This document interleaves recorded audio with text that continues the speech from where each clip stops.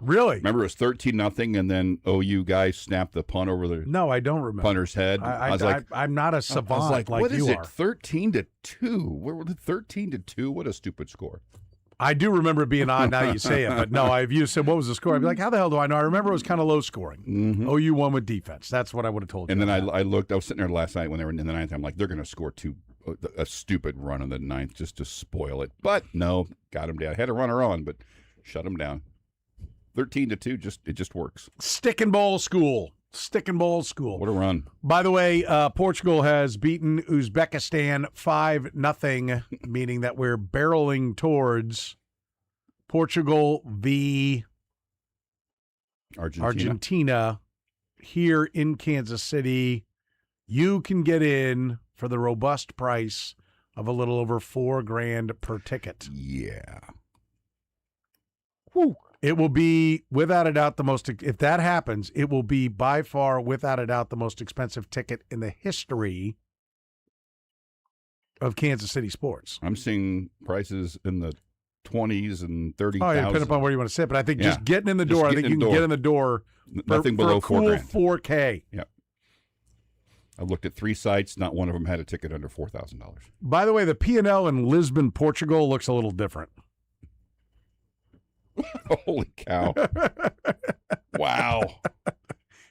They showed the reaction in Lisbon, Portugal of a Portugal goal, and the area where all the people are is like clearly some palace grounds or something. That's what it looks like. Holy smokes. That when you've been around for 1,000 years, yeah, you have some Europe, where the history comes from. Yeah. As I heard someone say. That's pretty much it. Yeah. That's pretty much it. Eddie Izzard. I'm from Europe, where the history comes from. Yeah. Yeah. I was on watching, keeping an eye on it while I was having lunch over with our friends at Nick and Jake's. Nice. You know what I got? I don't. I got a slice of key lime pie because you pilfered the key lime pie they brought over the other day for my wife and daughters. I will confess. Yes. Mostly I left. Yeah. And forgot to take it. Yeah. And so, you consumed it. And when I ate it? In the car. Last night, standing in the break room. Really? Just standing there. So it was still there? I could have taken it? It was still there yesterday, and I literally stood in the break room at 6:05 and just ate the whole thing with a spoon. I had a work lunch over there. Stellar. And Timmons comes by, both Kevin and Jen Timmons, and they said, the key lime pie. I said, yeah, I forgot it. So Curtis ate it. I didn't realize you just ate it. Just ate it. And Kevin goes, all right, I'll get you another piece. Nice. I'm like, okay. So now I have, what have I done?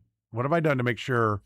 Two things. One, I wrote Petro on the bag. So some, Putz intern. I know what you did. Thunderdome doesn't go in there and steal my key lime pie. Wrote my name on it. You put your keys next to it. I put keys in the bag. In the bag.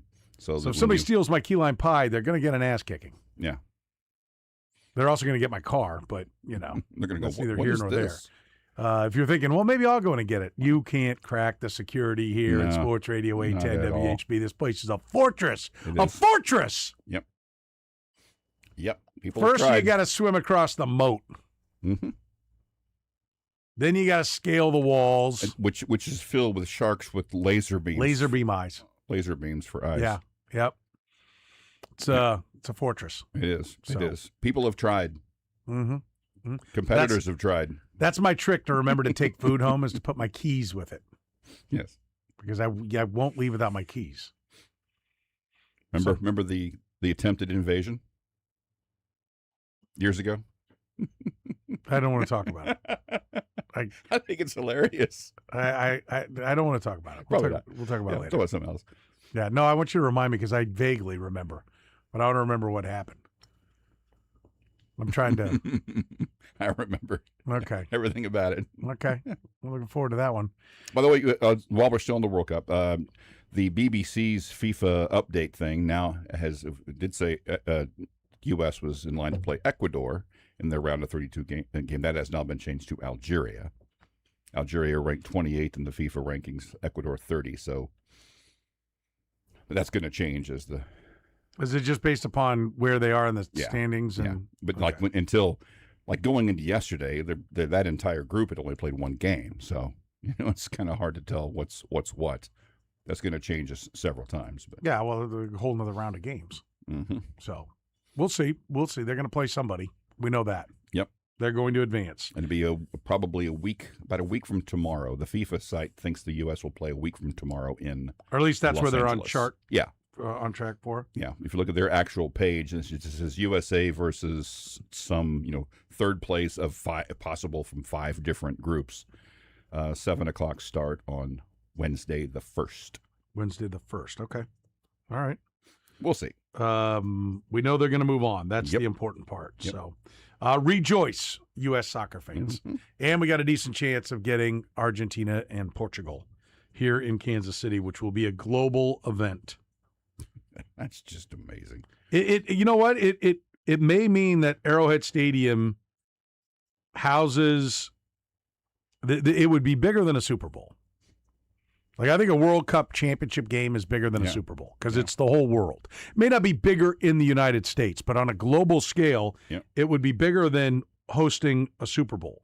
Yeah. I think having Messi against Ronaldo for what would be probably their last time facing each other, what mathematically would seem like their likely last time they would face each other. Winner goes to the semifinals. Yeah, That's monstrous. That will be an epic. The viewership on that will easily exceed the viewership on a Super Bowl. I said they asked us, one of the questions on Sound Off Sunday was, where does the Messi's hat trick rank all time in Arrowhead? Well, that must have been history. a Nick Jacobs question because Mick's not qualified enough to come up with that when it comes to soccer. I actually think that may have been a Mick or Matt Foster question. It was not Mick. I don't care. You pick whoever you want, but it was not Mick. We'll give it to Matt Foster. Give it to Matt then. You don't like Nick? No, Nick. I don't think Nick was in this week. You sure? Yeah. Okay. Matt Foster was helping, was doing the job. Well, Nick does the producing job. I know, but he wasn't there. He wasn't there? Okay. All right. I like you, Nick. I don't care what Curtis says about you. This big guy's got to stay together. But I said, well, to me, it doesn't. Nothing finishes ahead of the 13-second game, which may be an overstatement of that game. But I have no problems if someone wants to say it was the second biggest one. But from an American view, like from a global standpoint, it's the 13 seconds does not right. But that's the question. You say, where does it rank? Well, it depends on who's ranking it. If I'm a guy who's lived in Kansas City my whole life, to me that I have it behind 13 seconds. But if anybody wants to have, and I said there were 3 others. If you were at the 24-0 game against Houston, if you were at the first AFC Championship game win, if you were at Burrowhead, my blank, you might put those ahead of it. I said, so I'd say it's no worse than 5th, and I have no quarrels with anyone who wants to put it as high as 2nd. Then I thought, in the end, it might not even be the biggest event of this World Cup there. I mean, it could actually be what's still to come. If they face off, not the Ecuador versus Algeria. Was it? Yeah. But if they face off and it's Messi and versus Ronaldo, particularly if it's a compelling game, which it should be. It was Ecuador Curacao. Yeah, that's right. That's right. That was the Saturday game. It would that may even pass it. So that's something that we're talking about. Is it the greatest event ever at Arrowhead? Might not be the greatest event at Arrowhead this year. That's how big the World Cup is. Yeah. That's how amazing it is that it's not only in this country, but 6 matches in our city. Yeah. It's incredible. It is. It is. The World Cup's been great. I love it when it's on our timeline. We should get like every other World Cup and every other Olympics. I'm okay with that. I mean, I honestly, I say that tongue in cheek, but we definitely don't get the Olympics enough, which pisses me off. Yes. Because we fund it all. Yep. It's our television deals that drives that, and then we get it. Well, when the Olympic Committee feels like sending us a bone. Yeah. That definitely irritates me. American TV. I just like, and it's not like, well, you're just an American, at least. No, we pay for it. Yes. I don't know about you, but when I pay for the meal, I expect them to hand it to me at some point. Yeah, I expect to eat it once every couple of years. So that's why I think I'm with you. The Olympics. No American TV. There goes your money. Yeah, you're not having it without our television deal. So enough. Which has always been that way. All right, let's talk a little bit of Royals baseball here to get things opened. They won. They did. They're red hot again, Curtis. They're smoking hot again. Not really, but some good stuff happened. Michael Wacha doing Michael Wacha things, increasing his value if the Royals wish to deal him. I was looking it up. He now has 12 quality starts this year. Only Christopher Sanchez has more, and he has 13. So Wacha is second in baseball. I would ask the question, when Michael Wacha deals like that, is Michael Wacha more valuable to the Royals pitching, or is Michael Wacha more valuable to the Royals dealt? It's good. It's a good question. I have another stat. People looking, maybe other teams looking for someone who's good down the stretch. The last 2 seasons, he has 29 starts after July 1st. In those 29 starts, he is 16-7 with a 3.46 ERA. So he's been good late. And he leads the league now in innings pitched. He leads the league in batters faced, which tends to make sense. But he's not just a guy who eats innings. He's a guy who eats innings effectively. How could that not be of immense? And he's pitched in the postseason before and been successful. He has a ring. Yeah. How can he not be someone of really decent value for a team looking for somebody? That's why I think he might be more valuable. I think he's more valuable than Lugo, and I think he's more valuable than Lugo right now because he's pitching better. Yeah, and he's cheaper. Yeah.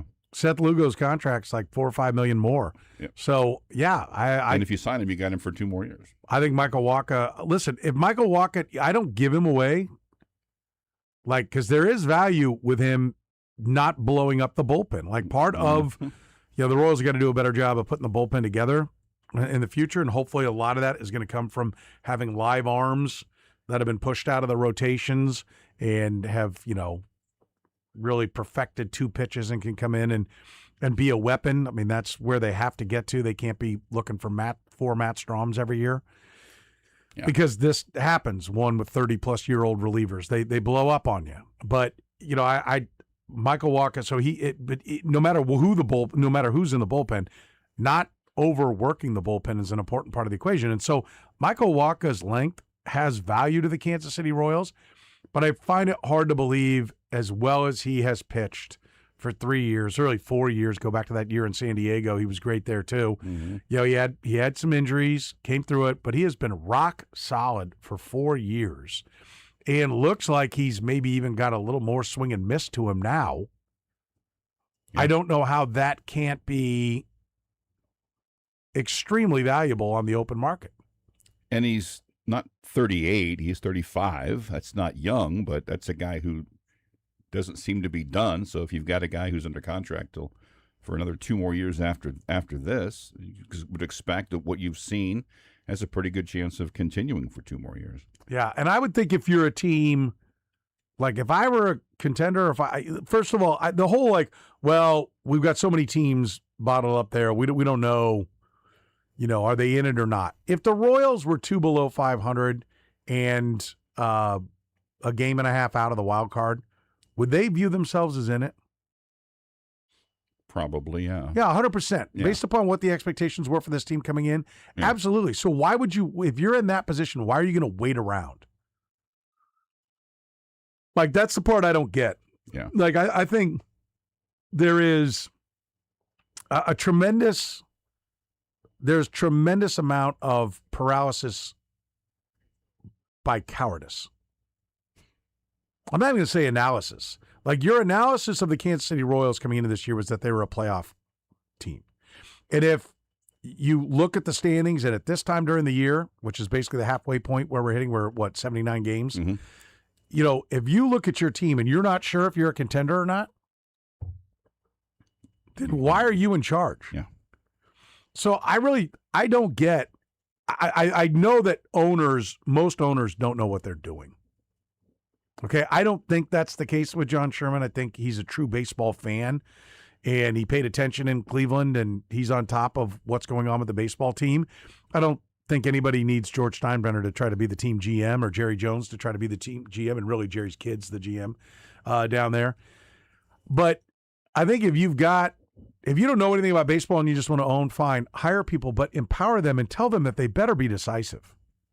Like, I would rather have a GM go for it or sell early, buy or sell early, and be wrong every now and then. Like, if you go for it and you fall apart, and you go for it and you fall apart, I'm going to fire you. If you sell and then the team misses out, like, I don't know, 2 years ago the Tigers sold and then made the playoffs. Yeah. We weren't even expecting to. So if you're decisive in what you do and you're right more than you're wrong, then you're going to make my investment a lot of money. And so let's go. That's why I think it's important for the Royals to determine we're not getting in this. By the way, the third wild card is now at 500. So we've talked about where's it going to be. It's been 2 or 3 games below 500 at times. And so the idea was, well, maybe we just got to get to 77 or 78 wins. No, the third wild card's at 500 now. And I don't think that number's going down. No. And we're probably going to find that this year ends up looking a lot like years past. It just was slow to go in the American League. But eventually it's probably going to take 85, 86, 87 wins. It's not going to take 77. Like, it's going to take more than that. Yeah. I think that's pretty clear. And so, I'm going to state again, well, we're not shopping our players. Well, why? What are you doing then? Right. I mean, I don't get this mystical, like, no, we can't call somebody about a trade that would make our team better because it might hurt someone's feelings down in the clubhouse. Ooh. What if word gets out to them? I don't know. Do your job. Yep. Well, would you like to work where you knew that your employer was trying to replace you? Well, hold on. Let me get this straight. I mean, they're going to replace me, but I just got to go to a different office? Like, I'm not replace. Like, I had somebody say, would you like to work for, I had a baseball front office guy. Well, would you like to work someplace where, if you knew that your employer was trying to replace you? I go, wait a minute, hold on. By replace me, you mean like, I just got to go to a different building? Right. Because the guy's not out on his ass. No. Filing unemployment. And they might even replace me and make me go live in San Diego. Oh, but wait, there's more. I'm making $19 million. And I signed up for it in advance that you could move where I work. It was part of my work agreement that said, listen, if we want to, we're going to pay you no matter what. Worst thing we're going to do is tell you to go home and you can sit on your ass and do nothing. And we're going to pay you $19 million. That's the worst case scenario. The best case scenario is we send you to San Diego to make the same amount of money. Or if you're one of those guys that's obsessed with the taxes, in Florida or Texas or wherever you want to go. Wherever the best spot is. Oh, dude, oh, God. Oh, yeah, you're right. It's just like a guy getting fired from his job on the road crew. Mm-hmm. How could we possibly ever think about trading the guy if he's being forced to work under these ungodly working conditions of just having no security whatsoever?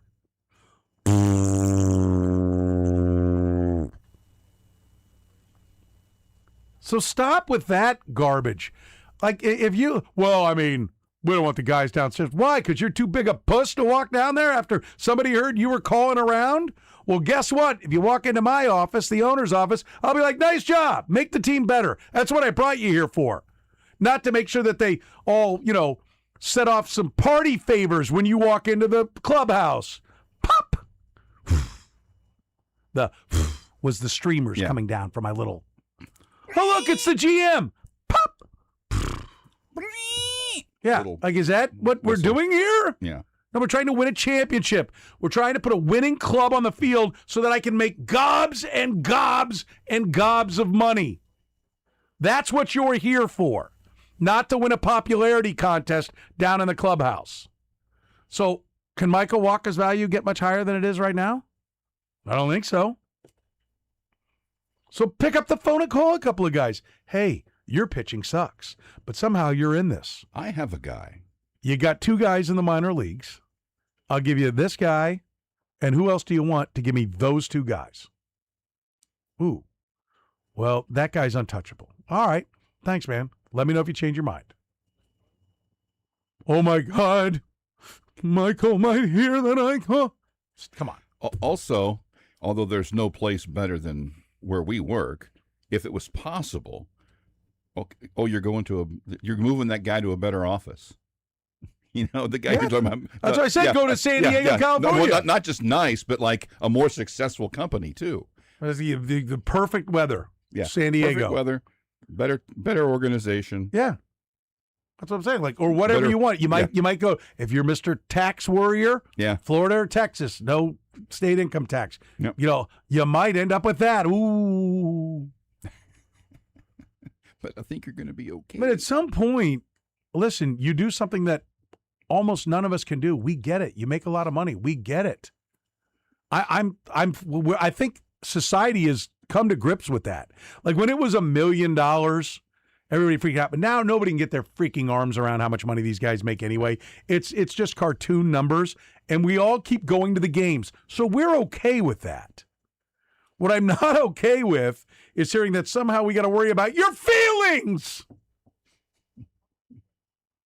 If we call someone about maybe making our club better.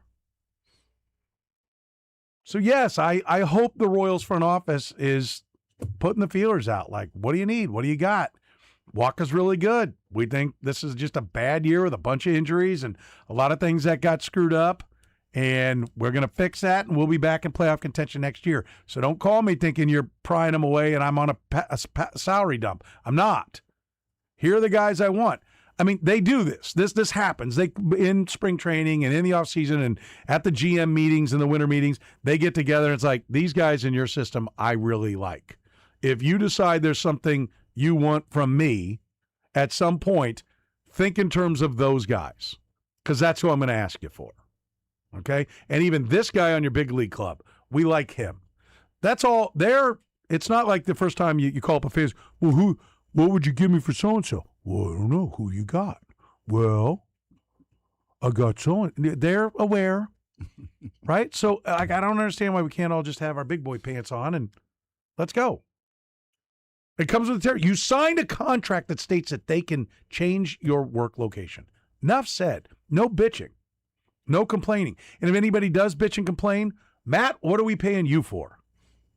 Gutierrez, calm this crap down. Yeah. Remind them what it is. Part of the reason you make the money you make is because it's a business. But that also comes with you might have to go somewhere else. You're part of the business. Yes. And when it changes, we'll change you. So, look, I love watching Michael Waka pitch. If he doesn't go anywhere, great. Great. I'm a fan of Michael Waka, the guy, every time I've spoken to him. Yep. So if they don't trade him, this is not he has to be traded. But he has to be shopped. I want to be clear. I don't want to hear any more about we don't shop our players. Okay, call it something else. Okay? Call it roster reconstruction. Call it roster improvement. Call it roster analysis. Call it taking a pulse. I don't care. Just make sure that you're turning over every stone. It's as simple as that. 913-810-810. I want to talk about some of the power numbers that are out there. How excited should we be about Jack Caglione? We'll take your phone calls at 913-810-810. Hit me up about the Royals, the Chiefs, Sporting, K-State, KU, Missouri. They're always a topic here in the program. NBA draft tonight. I want to get into that. We've got Alex Schiffer coming up. We'll find out what he's going to have for dinner. Always like to hear the Schiff man's dining plans. Looking forward to that. A wealth of knowledge and the comedy stylings of I don't know, the best. I was chatting with him so good the other day and when we were talking about having him on, and I was like, yeah, I said getting ready to travel. He said, well, where are you going? I go, I'm going to your city. I'm going to New York. And I'm just hearing about it now. Thanks for the information. I said, listen, I got friends I went to college with 30 years ago that I don't tell until I land. Because I don't want to deal with the crap. Some of them I don't know that I really want to see. So I'd be like, I was here, I'll give you a call. But I don't want to deal with your crap. At least I'm letting you know now. So we'll see. Maybe I'll get together with the shift man later this week. Sam McDowell coming up in the 3 o'clock hour. Is that right? We had to flip-flop, or did we just not change the sheet? Oh, I didn't change the sheet. Okay, let me do this. It's like, because that was last week. Just rinse and repeat, huh? The old Tuesday sheet, just print it again, put a different date on it. I remembered to remind Frank that we're back to the normal time, but I didn't switch it on the sheet. Does Frank get a copy of the sheet? No. Okay, so he's at his post. There he is. You know, by the way, if Frank sets that hat down, Thunderdome, grab it. Okay, and I'm going to cut that rope off my damn self. That'd be a box. You got a rope on that Wrigley hat too? No. Oh, thank God. No. I'm going to take that rope off that hat. I'm going to start doing that. You bring up one of those rope hats around me, I'll cut it off myself. Dumbest looking thing I've ever seen. So bad. That's a good hat, except for that rope. Yeah, I would have loved the pitch meeting. What do you like? Are you gonna captain a dinghy or something? You know what this hat needs? What? A rope across the brim.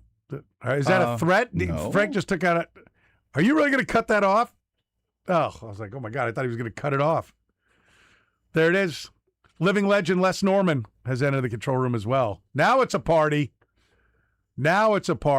Officially a party. When you see a middle-aged white man with a hat backwards, you know it's time to party. It's going down. Les actually gave me the bicep pose, and he's actually got a bicep. Yeah, see, unlike, he can actually pull that stuff off. The pipe cleaners we sport around here. 913-3810810. So Frank coming up in the 3, Sam in the 4, Alex Schiffer in the 5. Your phone calls if you're so inclined. Next, we'll talk some Royals power numbers as well. Like I said, NBA draft, maybe a little bit of football talk later on as well. 913-3810810. You're in the program.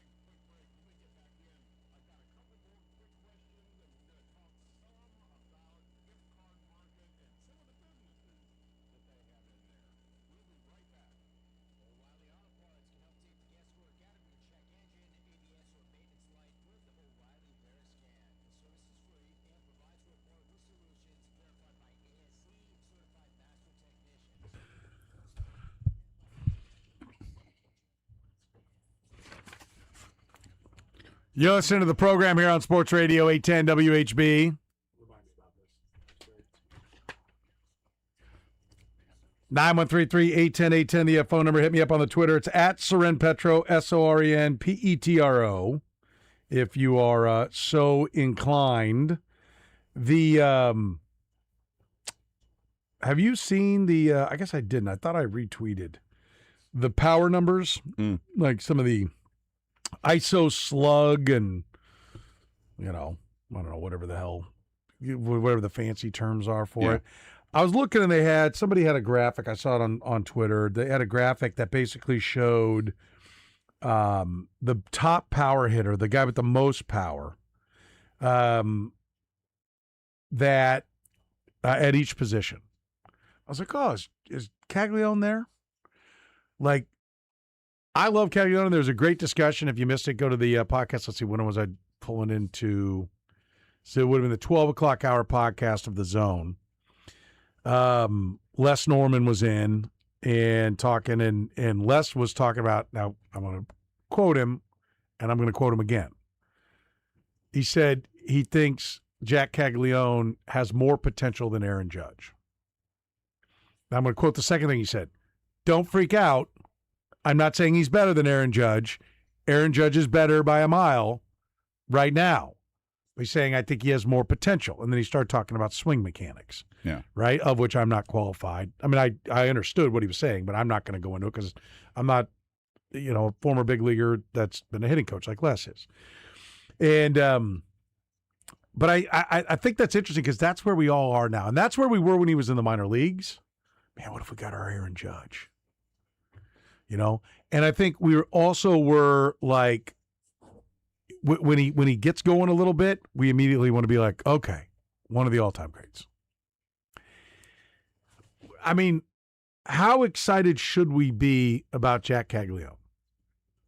Like, I think it's a relevant question because, we had this discussion yesterday with Jeff Passan just about, like, I like Vinny Pasquantino. I like Jack Caglione. I think they should not be on the same team with two catchers. Right. Yes. My big thing is I would like to see them.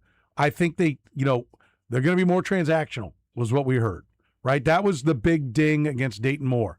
He's not transactional enough, right? Their idea of transactional during the Dayton Moore era was picking up guys off waivers. And I think they jumped in and were ready to start making moves, and they made a bunch of moves. But now they've made moves. It's a lot easier to trade Caden Wallace, who you didn't draft. It's a lot easier to dump whatever pitcher that you didn't sign. Now they're getting to where all the guys in the big league club are guys that they acquired. Oh, but we like Michael Wacha. To go back to last segment's point about Michael Wacha, we don't want to trade Michael Wacha. I mean, he's done great work for us. It looks really good. It's been a really good signing. It's a feather in my cap. Okay, but if he brings 3 premium prospects at positions you need, yes, we don't want to trade Vinny Pasquantino. Let that be the feather in your cap. Yeah, we don't want to trade Vinny Pasquantino. We like Vinny. Vinny's the clubhouse leader, and I agree. Vinny's value goes beyond the numbers, but I just they've got too many spots that it's just like, then okay, let me take you to this. Here's your record. Do you like that? Because all these things that you're not moving add up to this. Yes. And the value of the clubhouse leader, they've shown the limitations of that. Well, it's this great year, to have a guy like that. It's part of an equation that adds to 13 games below 500. Yes. Okay? And so that's why it's not that, I think we all get our favorites as fans, and I don't think it's any different as a general manager or a manager. We get our favorites, and it's like we want to figure out the scenario that it works with the guys I want it to work with. I think we're all guilty of, as human beings, not even like this country, but as human beings, we want the truth to be what we want it to be. Well, the essence of at a big part of the equation, let me put it this way, of finding success is recognizing the real truth. Not the one you want it to be, the real truth. And the real truth is this is a team that has declined 2 years in a row. after a surprisingly good, unrepeatably healthy season, that this group doesn't work. And it may be year that and a half have shown that. yeah, for sure. it may be that you've missed the best opportunities to move some of these guys, but you've got to start having that mindset that, like, what is the truth? What is reality? And did your people know? Do they know right now Jack Caglianone's going to be an elite level power hitter? Are we talking about a guy? Forget about 25 or 30 home runs. That's not the world we live in anymore. And it ain't the fences that he's going to be swinging at if you put him on a Bobby Witt Jr. length contract. It's going to be these fences that have been moved in, and then it's going to be the fences on whatever ballpark you design, right, to where he's going.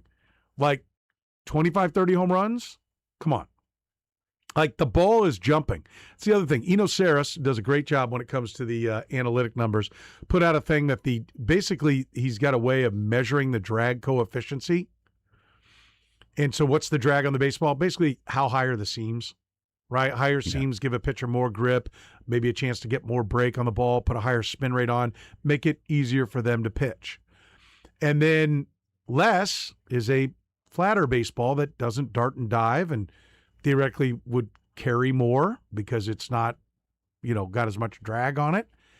And he showed year over year that it how much drag is on the baseball varies. It's in this kind of realm, right? Like, it's a little more, okay, yeah, we had a little more offense that year. It's a little less. We had a little less offense. The home run, the more doubles the ball carries. But it's this cluster of dots on this graph. It's all right in here. This is what it was. This year's is a long line. It's not a line, but the cluster goes way further because early on it was low drag coefficient, right? It was, well, it looks like we got a batch of pitcher's balls, for lack of a better term, right? And somebody else retweeted his tweet and said, and Major League Baseball owns the company that makes the baseballs now. They bought the baseball company, so they're in charge of it, right? And they've installed a humidor in every stadium, not just Colorado, every stadium. The baseballs are stored in this climate-controlled area. And so, again, these other years past are for the whole season. And they're all in this one thing. Like, here it pretty much is. All these baseballs are all right here. This year, it's a big spread. And it's pitcher baseball early, hitter baseball late. And offense has jumped of late. The travel of the baseball is up over 10 feet on average. Which is somebody, huge. Yeah, and you're like, well, it gets hot. Yes, and somebody tweeted that the average jump as it warms to this point would be 4.6 feet. And we're over 10 feet of extra travel. And it hadn't gotten really hot yet. Well, no, but to this point, we're this time of year. Yeah, I don't know. Is it an abnormally hot or cold year? I don't know. But to this point, it's doubling the jump that you would normally get for the weather. And is it possible that some tight ass at Major League Baseball made some cuts and they got bad leather? I don't know. Maybe. I don't know what went on at the baseball factory. And neither does Eno Saris. He's just saying, this is different. Here's the numbers. See how this doesn't look like these? This is different. Okay? So did baseball look at it and go, okay, we kind of got some pitcher balls. Let's get some hitter balls. And we're also barreling towards strike talk. So let's have some fun, people. Chicks and guys dig the long ball. So let's go get the good baseballs back out and put them in play. And I don't know. I have no idea what it is. It's just, it's different this year in the wide variation, and it's all of a sudden an uptick now. And for a while, even starting into June, they were barreling toward the lowest baseball batting average, the league batting average, or the entire league, Major League Baseball batting average since '68. When that number was dropping and dropping and dropping, and they're like, wait a minute, we've got to do. It was that just like not just the other part, but we're seeing the historical. We're looking at the worst offensive year maybe in 50 years. We got to do something, almost 60 years. Because I saw a lot of those posts for the last, deep into May. It's like, my God, look at the numbers they're projected for. Yeah. So it all adds up. So, which begs the question: is Jack Caglianone just riding the hotter balls? The new baseballs. Like, you know, I thought it was interesting, and Les was, like I said, go back what Les Norman said. We talked about, he said how long, as I was talking to him in the halls, how long his bat stays in the zone, you know, gives him a chance to, you know, because Judge has kind of perfected the art of the lift. Mm-hmm. And so maybe it'll be that Caglianone's batting average goes higher. But then I would ask the question, or do you want him to perfect the lift? Now, Les said, listen, he hits the ball so hard, he doesn't have to lift it. Except when it gets caught at the track. Right. You know? Yeah. Like, to be a great power hitter, lift and pull. Like, Oppo Popo, fun to say. Really impressive. Shows true raw power because you didn't really get the right swing, the best swing to maximize the distance. So it shows your great power. But if you want to consistently hit the ball, because it's not just about getting the head of the bat, it's about getting the barrel on it. But if you can get most of the barrel on it and still get it out because you're going to the short part of the outfield and you're getting the extra lift, that's what you need to do. And so I think that's going to be, that's where if I'm John Sherman and we're talking about Alex Zumwalt and whether or not he's going to continue, I want to know what the plan is for Jack Caglianone. We have the number 6 overall pick who's showing immense power. How are you going to make him an MVP caliber hitter? Either tell me he doesn't have bat to ball skills, he doesn't have, I want to know, where are we going with him? How are you going to make him better? Because Jack Caglianone needs to be Kyle Schwarber. Jack Caglianone needs to be Yordan Alvarez. Like, that's what you need to get from it. You need a guy that is going to be a real difference maker. He's 23 years old, has immense power. You have to do whatever it takes. Does he need more lift? Does he need to just keep doing what he's doing? What does he need to take that next step? 25 and 100 is not going to be, because he's not going to do anything on the bases. You need 35 and 120, 125. Or today's game, 55. Yeah. 40 and 130. I mean, like Kyle Schwarber, the physiology that goes into Kyle Schwarber, who's built more like a penguin than Jack Caglianone, who's built like a goddess. Yeah. Schwarber's Unless you can explain to me how 230. penguin equals Homer. But is Schwarber even 6 foot? 5'11", 229. 229, my ass. Yeah. Put the other leg on the scale. Right, and I'm not saying because he's fat. He did have a bad body, but he's worked himself into pretty good shape. But he's still a squatty. Yeah. You do not want to see him in the outfield. No. Let's just say that. But you know what he does do? And he's a short, like if we're going to play pickup football, you're on the line. Yeah. You're not at linebacker. No. You're not flipping the hips. You're not, you're a lineman. But you know what Get up here. What he does do? If you make a mistake inside, he kills it. He kills it. Right down the line. Kills it. He has perfected the art of turning on the baseball, and he's perfected the art of the lift, and he's perfected the art of the pull. That's why he was so good in the home run derby. By the way, I do not want Caglianone anywhere near the home run derby this year. I don't think he's going to get the offer. Yeah. At 12 homers, he should go. I'm like, no. He's not going to get the offer. There's so many guys with 20 home runs right now. Oh, yeah. I don't think people realize. I mean, freaking, what's he with the Twins went to 25 last night. The guy who's always hurt. Buxton? Yeah. Byron Buxton's at 25. Damn. Leads American League. I think I'm going to get Buxton this year.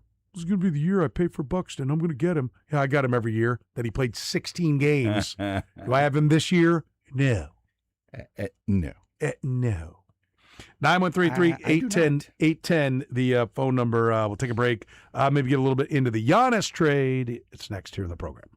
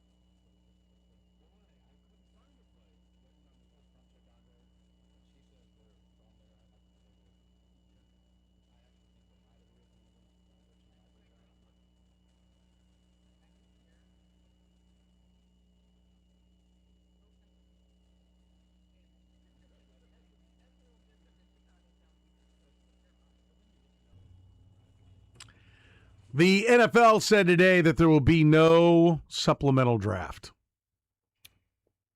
Nope. And people said, so does that mean Sorsby's just a free agent? Nope. Have to go through the draft process, have to be eligible for and in the draft process. So in effect, they've just suspended him for a year, right? Yeah. Maybe he can go play in the CFL or something probably, but he can't enter the NFL until he's eligible. They're in their season now. Oh, yeah. So, I mean, I think it means go work out, young man. The letter the NFL Management Council released, their release, scathing. They were not kind to Brendan Sorsby. It was they were very candid.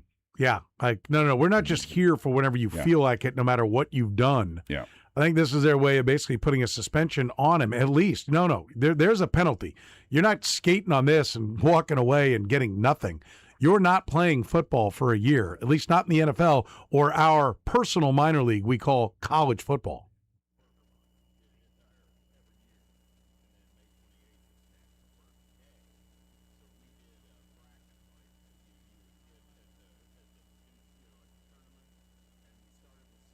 All right, not counting expansion teams, what team has gone the longest without a top 5 finisher in the NBA MVP voting? Brought to you by Twin Peaks.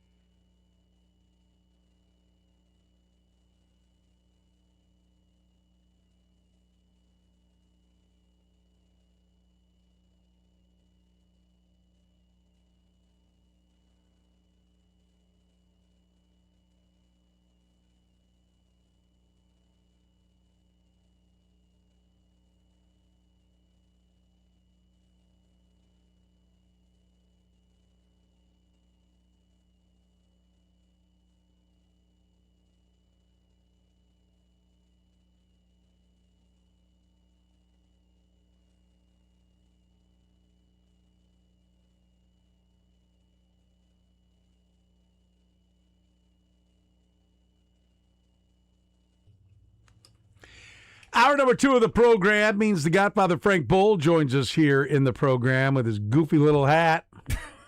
What is your problem with my hat? What is the problem? There's no problem with the hat at all. Let me see it. I'm not going to mess with it. Just let me. I just want to see it because it looks like it's like the dry fit kind of material. Yeah. Yeah. I love everything about that hat except for the stupid rope. I don't understand the rope. I didn't make the Oh, hat. We're not The blaming problem you is, for it. I saw you when you took that knife out. I'm like, oh, don't do it. That actually might be worse because I don't see how you could do it without really ruining it. messing You the hat up. Yeah. You didn't make the hat, but you did choose to wear it. But it's a it was FIFA given 26 to me. hat. Yeah, it's Well, obviously, you tight ass. You know you didn't buy it. 40 years in this business has You know taught what? you why That's buy way things. truer than you know, my friend. Why buy things that are just given to you? Wait till you're on a fixed income. We'll see how. I'm dreaming of that day. Yes, I'm trying to get to that day, you selfish SOB. I am on a fixed income. You just Oh, wait. Wait, you're on a fixed income. You mean all done? You mean got it all paid for and now just on Easy Also- Street? Yeah. Also, who isn't on a fixed income? I mean, Yeah, that's true. It's not a lot of In variance. a way, it is. Except that, yeah.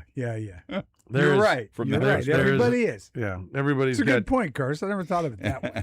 But my fixed income is different than your Yes. fixed income. Yes. all that counts. So yeah, I hear you, Frank. Hear you knocking. I got you, buddy. No, I'm a bit of a hat snob. I like. I know the you hats. are. I And I just, I'd never known before this that you did not like a rope type thing across. Or are there other things you don't like? yeah. Like you'll see a really good hat The and one, you go, I predicted wow, like 2 or 3 years ago when they brought these stupid ropes back, and I said, this is an asinine idea. They had about 10 minutes.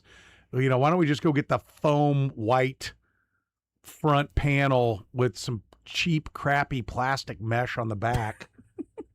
Like did that. yeah. Well, they've gone to the trucker hat type thing, but usually there's a lot of them. I have a Royals one that's like that. It's like the blue panel in front with the white KC, and then it's got the off-white, so when you sweat or wear it outside or something, it doesn't look, like dirty. Yeah. But it's a fitted. I don't like snapbacks either. I know you don't. It's fitted, and I don't mind that. That's okay. They've done it well, but it's a nice kind of mesh. It's not that, that plastic that if it get a hole in it, it'll cut your arm wide open.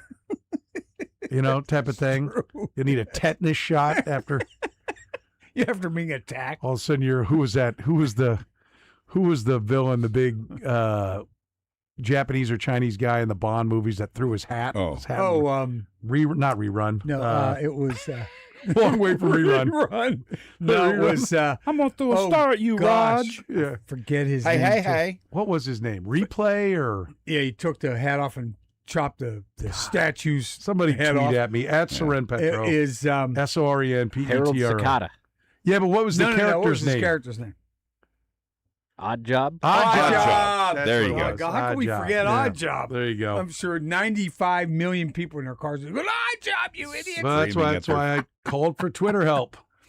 Exactly right. Odd Job. By the way, Yeah. I am not ashamed to admit how many times I'm like, I can't think of something. Just put it out I there. know, Twitter. Google. Oh, Hey, yeah. you guys know this? Boom. Thank you. Yep. I like to put it out when I'm like, am I the only one who cable has gone to crap? Like, that's what I like to know.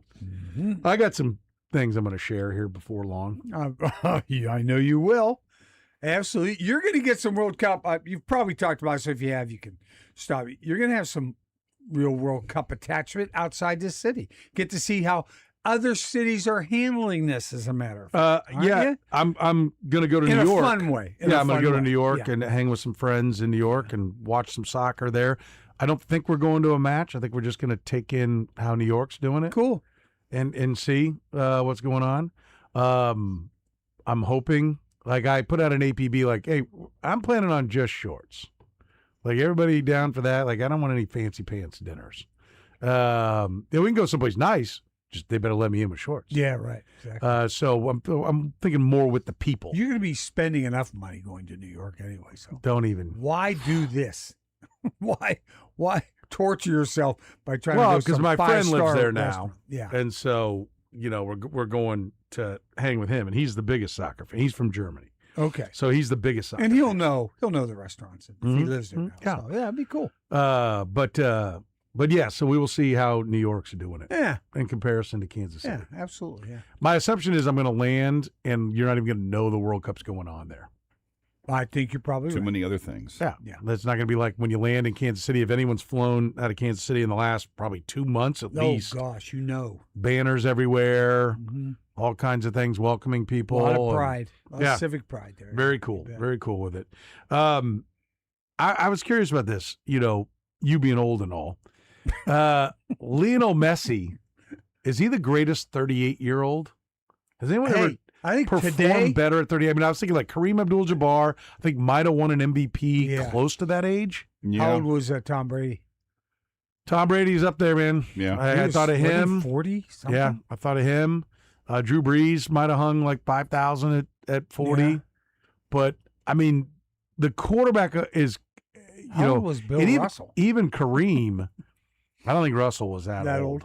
Okay. He just looked old. But even Kareem was kind of, his greatness was almost in an unathletic, offensive, unique skill. Yeah. Like the sky hook was LeBron just like, was 25 and 6 and 5 Yeah. at 38.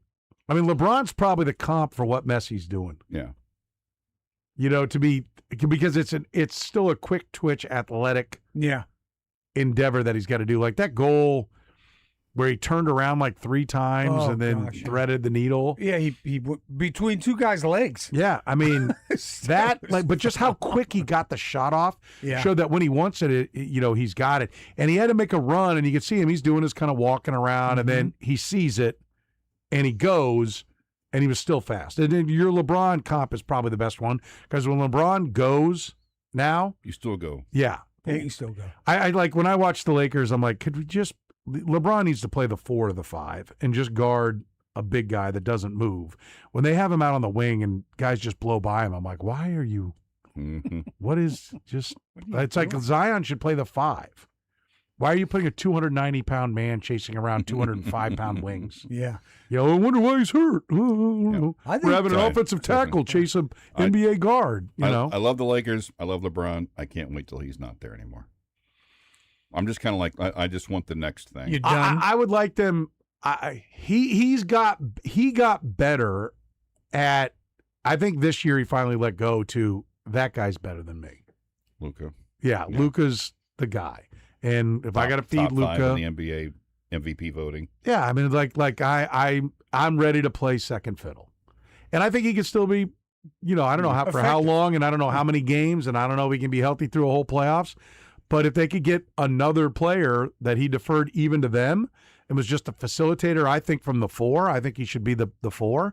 He's still plenty athletic and sees the game and reacts to the ball off the rim better than anybody. I mean, he's clearly Always got had that. he's clearly got the great Patrick Mahomes spatial awareness Yeah. of where everything's He's had going. that And, since he got in the leagues, Yeah. amazingly. I mean, I play him at the 4, and play Luka, and then play 2 more guards, and then 1 big guy, and let's go. But Messi's playing up front. and- You know what? I think he turns 39 here today or tomorrow.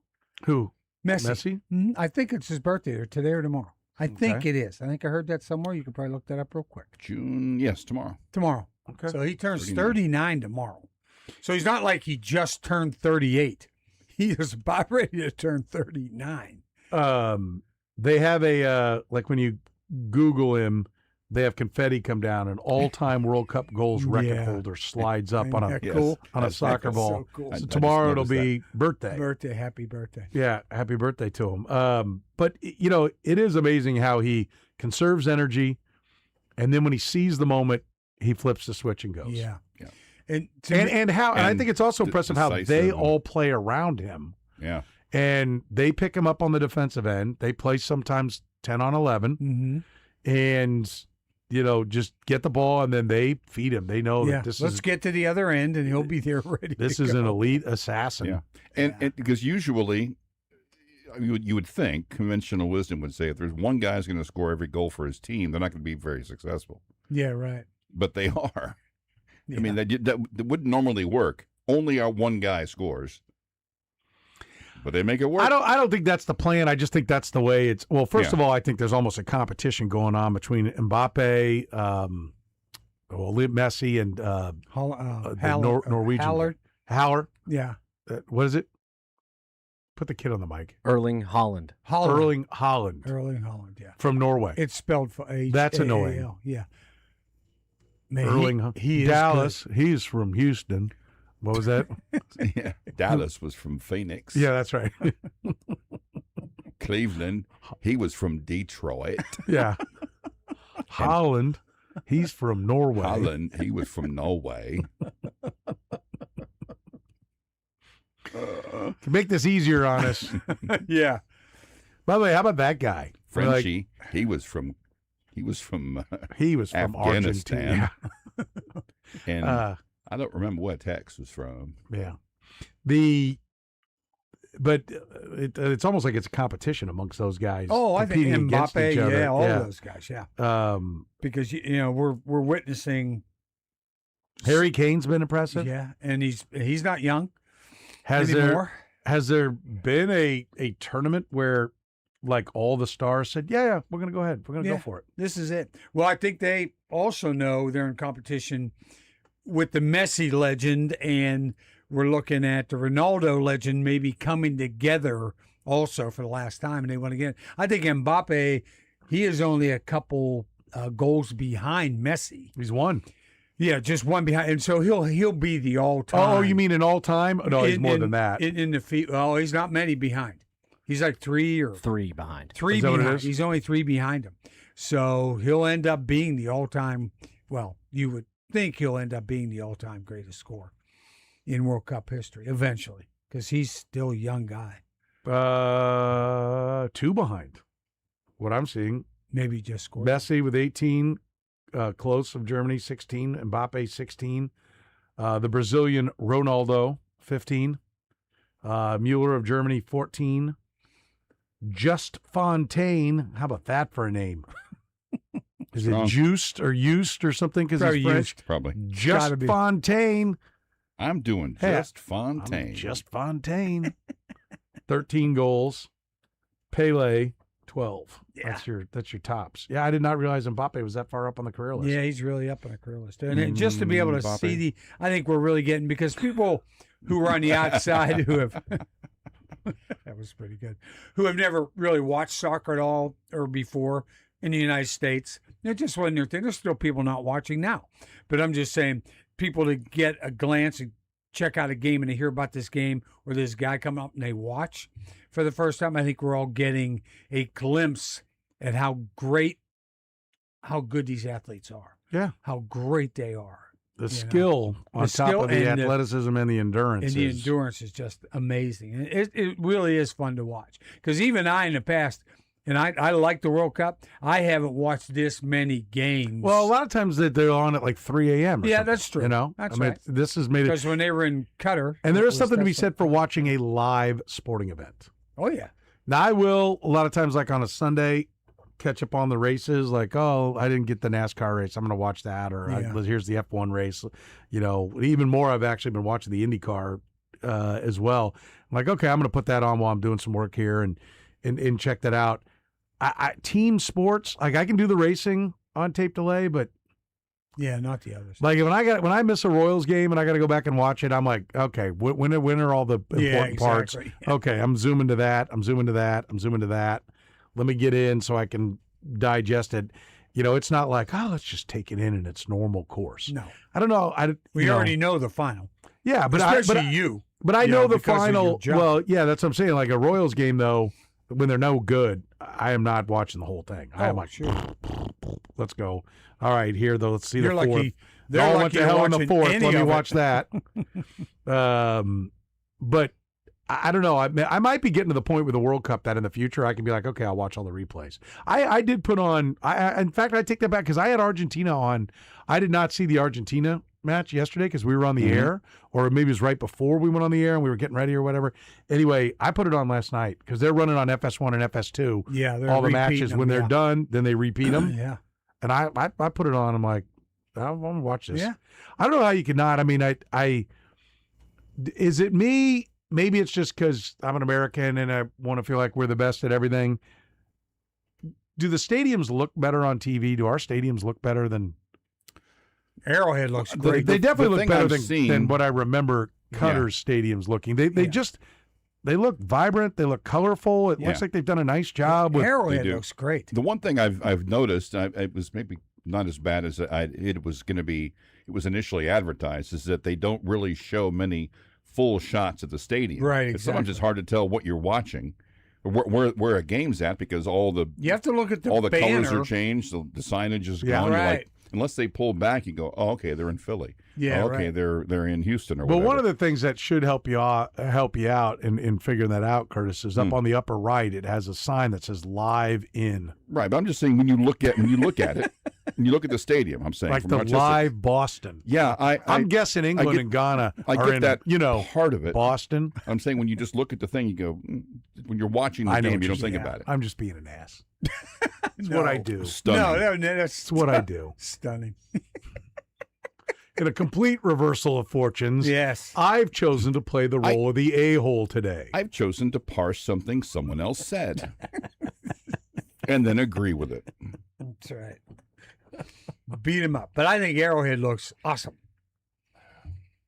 And it's funny because It's wild to see, though, that the two big aerial shots we've seen, to see that stadium, which we've seen 100 times, soaked in red, all white and then all yellow. Yeah, right. It's like, what?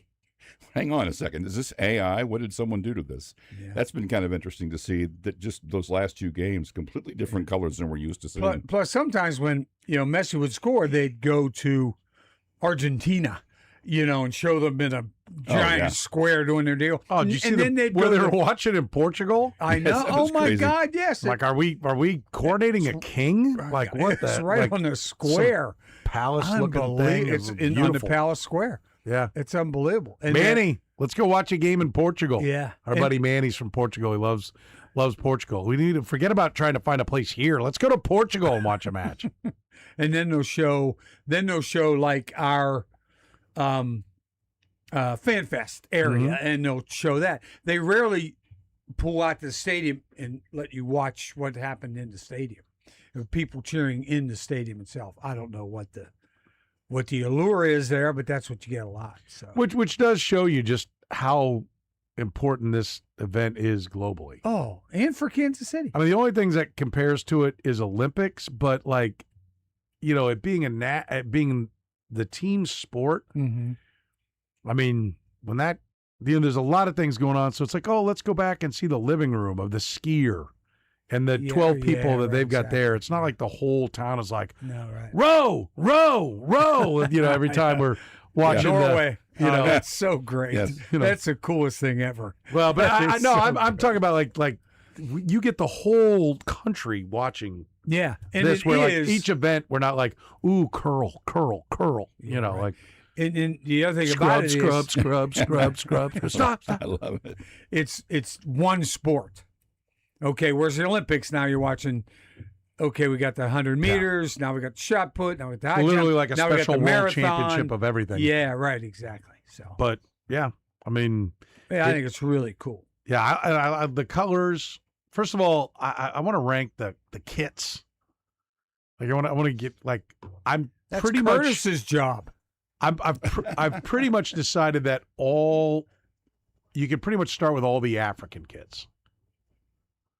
Like this yellow that Ghana's wearing, Mhm. fantastic. Yeah, You know? I love the bright colors. Yeah, I think it looks great. I mean, the who was it? South Africa had red, yellow, green, and black. Mhm. It's like who always looks great in the Olympics? The Nigerian or the Jamaican track team. Yes. Green, yellow, Or- and black. Well, Yes. that is badass I to like start. that. It's great. Freaking yeah. awesome. Yes. They're Jamaican bobsled team. And then, In the winters. the Jamaican track team's always kind of in shape, so they wear it Generally well. speaking. Yeah. Usually don't have some fat ass out there, and throwing the shot. not even, maybe you would, but they tend to just Run. They did have this past year, didn't they have either a discus or a hammer? They did have a guy in one of the heavy events. He still looked pretty good, being a big guy in the Jamaican. Few things have looked outfit's the cooler best. than Usain Bolt in those Oh, that man, doing uniform, just smoking the crowd, looking back, going, "Hey, what's up?" Yeah, that's That in his stance. The height of Olympic fashion. Yeah, Oh yeah. That's no awesome. doubt. Yeah. No doubt. Frank, Yes? do you have NBA draft fever? I for do tonight? not. You don't? I do not. You gonna The catch a Giannis draft? trade doesn't have No. you tingling? No, just no. No? Like I said, I'm old, so. Hang on. Let me cross that one off. We're not going to talk about that one. Glad we Okay, saved here's that the for the deal. Frank segment. All right, where is everybody projecting Darren Peterson to go? 2 still- to Utah. 2. Okay, still, despite The story is Utah, everything. Frank. Okay, despite everything, he's still going to. By the way, that was for Mick Schaefer, by the way. That's a Fletch reference. I got that reference. Yeah. There's another. You want another movie reference? The Utah chapter. There's a movie called Honeymoon in Vegas, and what do you guys? We're the Flying Elvises. The Utah chapter. Kurt Russell. No, Was it one Kurt? no, that's 10,000 miles from Graceland, or Okay. 3,000 miles from Graceland. No, it's James Caan and the gal from Sex and the City and if I could remember a name, just Google it for God's sake. He's Googling. Curtis is on it. Let's see. Sarah Jessica Parker. Yes. Nicholas Cage, Nicolas James Cage. Caan, and Sarah Jessica Parker. Yes, and he's trying to find her or And- whatever, and James Caan stealing her away. And, Pat Morita. It says Bruno Mars was in that Whoa. movie in 1992. How about Said he that? played Little Elvis. there's a bunch. There's a, Wow. a group of skydiving Elvises. That's fantastic. They're having a convention of And this. Bruno Mars. They're having like in the whole backdrop of the movie. There's an Elvis convention going on, and one group of them is skydiving Elvises. That's where the guy goes, "Who the hell are you?" We're the Flying Elvises, Utah chapter. He was 7. That's fantastic. That's funny. It's worth a watch. Oh, It's yeah, worth a sounds watch. like it. Yeah. I missed that one. All right. So no NBA. No. NBA, take- Well, I take just that said off I the- just want to find out where Darren Pearson's going. Oh, and our 2 local kids, right? We have Keaton Wagler. somebody's seen, going to top 6. I saw 7? I've seen Wagler ESPN's recent as one. high as 4. Yeah, I saw 5 Okay. on ESPN. So it's Good I for was him. Noting today that And Sturts. Yeah, Yeah. There's one other kid. I saw him at 18 on the latest ESPN. I think to Charlotte for him from Iowa, but he Nice, was originally both in the from. first round. just Where did Sturts go to high school? Liberty. Liberty. Yeah. Um, So 2 KC first round. Doggone great. Since we yeah. do A10 varsity does a basketball tournament every year around Christmas Mhm. at Charlie Mission Northwest. I actually have seen Keaton Wagler play since he was a sophomore. Always thought, wow, good player, getting better. And I can't believe 2 years ago I watched him play in a high school game, and tonight I'm going to watch him go in the top, Did maybe you the top ever 5 picks think- of the NBA draft. Did you ever think watching him live that he was NBA material? I didn't. It didn't. I mean, it didn't jump out at me. I'm Yeah, I not. I'm see not what an you mean, NBA. yeah. I mean, that'd be something harder. Somebody else, like Jarrett Sutton, one of those guys, may have looked at him and go, "It's possible." Yeah, But top 5. yeah. I don't think Or- anybody saw that. Or may have looked at him and said, he's definitely. Yeah. But I mean, not based upon the way he was recruited. They No. didn't think he was definitely a Yeah, pro. definitely. But Yeah, I got fan- you. Right. Fantastic story. We had him on Yep. during the Final Four. He's a great kid, easy to root for. So I hope he makes everyone proud. He will. Well, by what? Not falling down on his way up No. to shake the commissioner's hand? Or? I mean, no, not tonight. No. oh, okay. Talking about Maybe future tonight. as he rolls through the NBA. Have you ever had a dumb thought and just not said it out loud? Reminds me. Hey, Right. Curtis, how happy are you? He's leaving Yeah. today. Okay. Reminds me of what Cut back on my blood pressure medicine the rest of the week. one of my brother-in-law said to one of the other ones.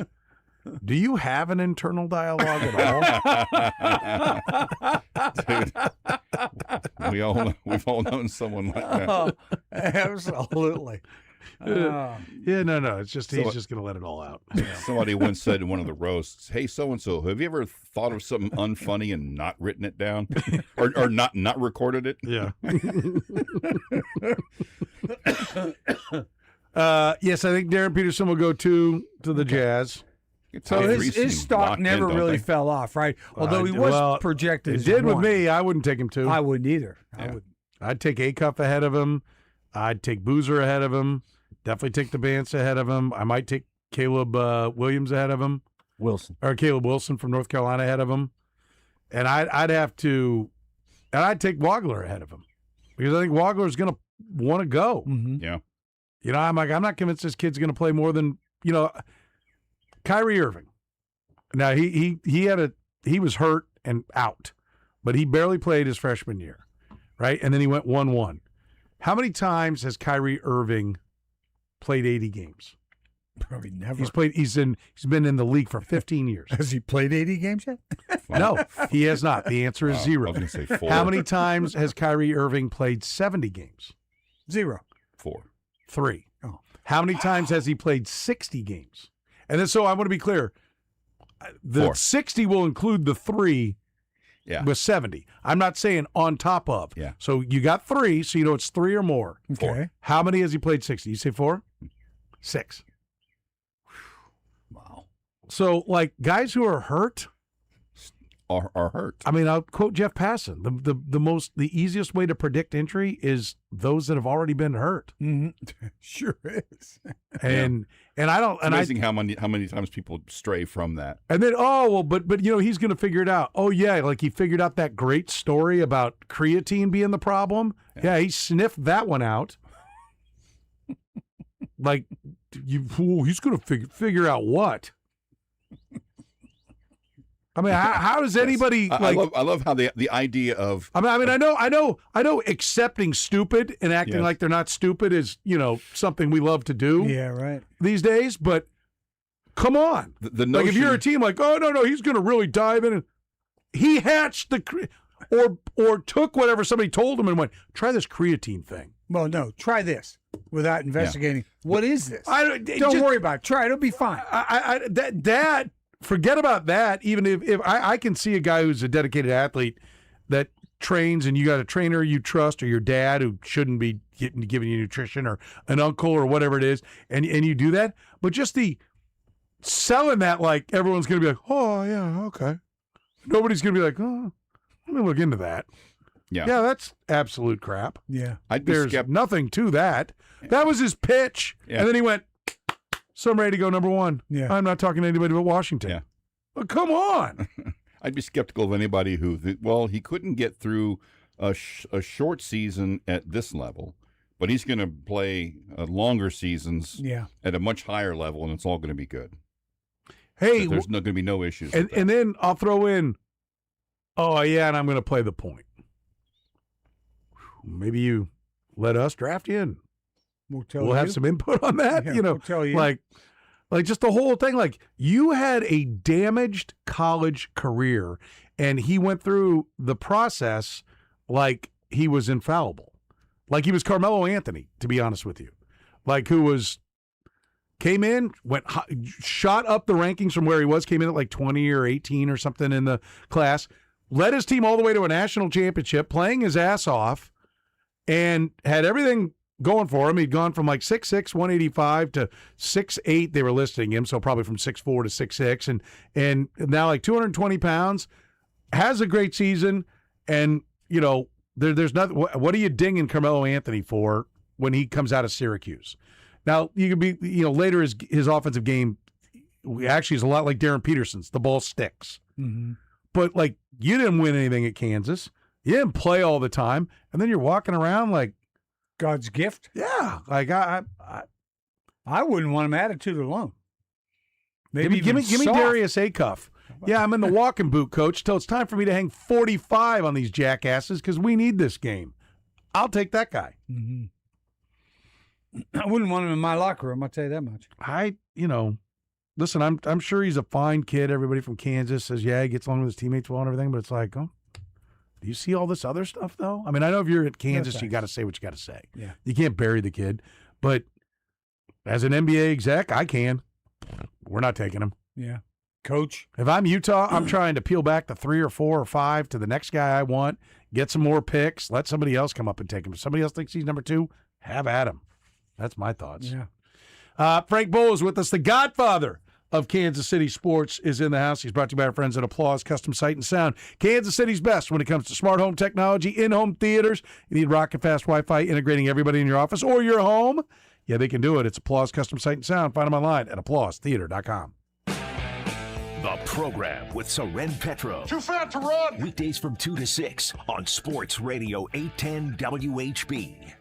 Listen up, last night was a great night of watching sports on television. Do you have your ultimate sports theater? That's what I wanted when I called Applause Custom Sight and Sound. Basically, I was tired of trying to make a couple of TVs work. Multiple remotes, changing one channel, always turned it on the wrong TV, integrating everything. That's what I wanted. That's what Applause Custom Sight and Sound did for me. They created my ultimate football theater. That system grew and grew because Applause built it right the first time.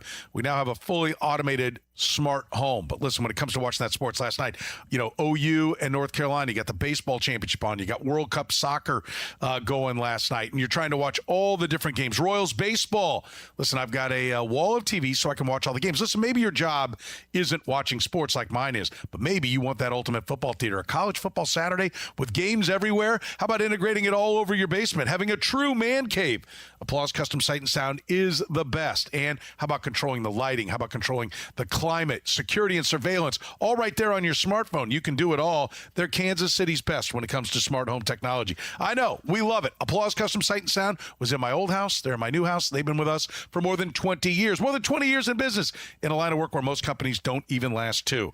Call Applause today. If you want a true smart home, if you want that ultimate sports watching theater, call Applause at 913-498-1183. Rocket fast Wi-Fi, everything integrated together. Yep, they do that too. 913-498-1183. Find them on the web. It's applausetheater.com. It's time for the World Soccer Update, brought to you by Choice Solutions. What a run it's been so far for the United States men's national team. They've won 2 games in a row in this World Cup. That has not happened for them since 1930. The results so far have them as the winner of Group D. So they've got 1 game left in group stage. It's Thursday night at 9 o'clock. We'll have to wait and see how they handle this match against Turkey. Turkey doesn't have any points yet.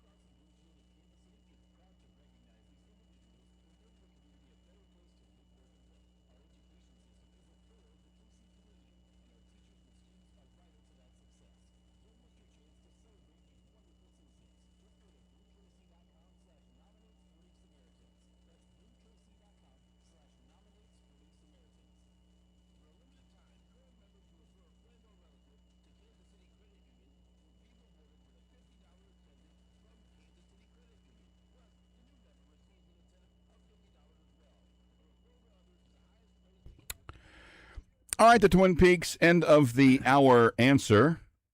Not counting expansion teams, what team has gone the longest without a top 5 finisher in the NBA MVP voting? Gone the longest? How long is it?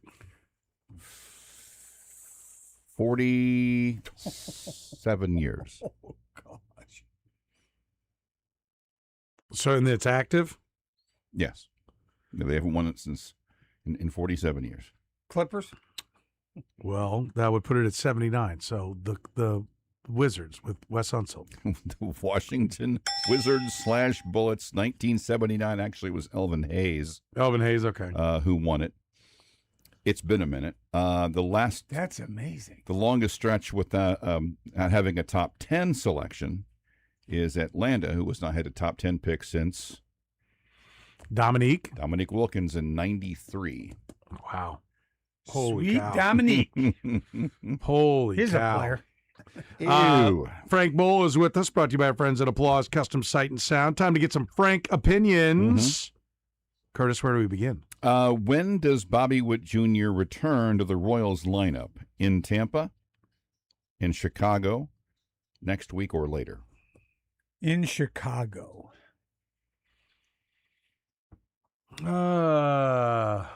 What's that look? I was looking to see what the out time was. Yeah, I'll go in Chicago. It's actually next week or later. Number? I'll say, how many choices we have? 3. I'll say 48. 47. 47.5. Rounds up. It does not round It up. does. We have everything in life rounds up at 5, Frank. Oh, yeah. It's Yeah. I 5, see 6, that. 7, 8, I and knew it. 9. That's it, right, Cal? 5 of them Don't go ever up call and me to 5 of them change go this ever, down. Okay, ever again. We've been through this Wow. before. Damn. That's terrible. Let's have about some credit for the number I nailed. Not bad. That's a good number. By You got the a way, good number. if I give it to you. Witt doesn't play tonight which he's not in the lineup tonight, or tomorrow, it'll be the first time that the Royals have played back-to-back games without Witt, Garcia, and Pasquantino since before they were on the big league club. Huh. The last 2 games of the 21 season was the last time that all 3 of those guys were not in the lineup in back-to-back games. Wow. And it's because they were still in the minors. Yeah. That seems likely to happen, Yeah. but that's kind of tells you where they're at right now. Does Michael Wacha get traded this year, yes or no? No. Yeah, I'll say no. It's yes. Oh, wow. Frank? Almost bid on that one. I'll say 63. 62. 55.6. How many home runs does Jack Caglione hit this year? 27 or fewer, 28 or more? Where is he right now? 12, right? 12. Oh, I'll say, 28 or more. I'll say the other one. 27 or fewer? Mhm. 52, 48, I'm sorry, 53, 47, 27 or fewer. Frank's on the board. Well, those are Put on the annoying because board. you cherry Yes. pick to try to get it to 50. So I do. you make it like a coin flip for us, which is just stupid. Not really. What? If I make it a number where it's one-sided, you guys both get the right number, and you still have to guess a number.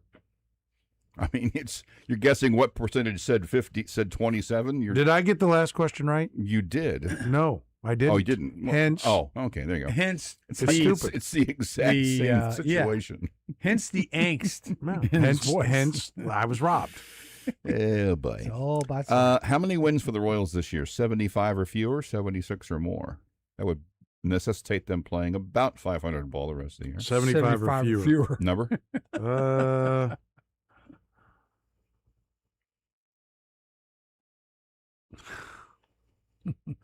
I'm going to explain to you something afterwards, okay? Afterwards, I'm going to Explain explain something. something to you. Okay.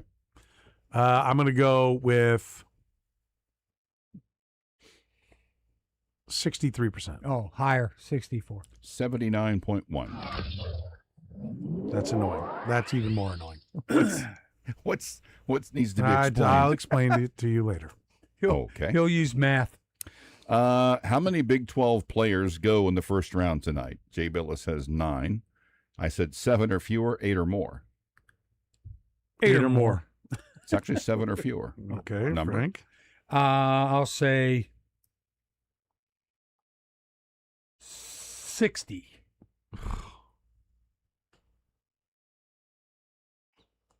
59. 60.6. If you had said 61, I'd be like, Frank, it's just not happening for you today. Yeah. Who scores more NBA points, A.J. DeBonsa or Darren Peterson? Oh, AJ good look, DeBonsa. DeBonsa. Number? 83. 84. 60.2. Oh, how about that? There we go. Got that. This one inspired by KC Chief 9. Greatest soccer player ever, Lionel Messi, Oh, God. Pelé, or other? It'll be Messi. Lionel Messi, yeah. Number? Frank. My turn? Yep. Mhm. It'll be, they're all voting here. Just had a hat trick. I'll say 75. 76. 69.7. 25% said Pelé, 5% said other. What percentage of World Cup games have you watched? More than 75%, 51 to 75, 25 to 50, fewer than 25. 51 to 75. I'll say the one right underneath there, 25 to 50, whatever. It's actually fewer than 25%. What's the number? Ooh. gosh. Okay, there's 4. Mm-hmm. Okay.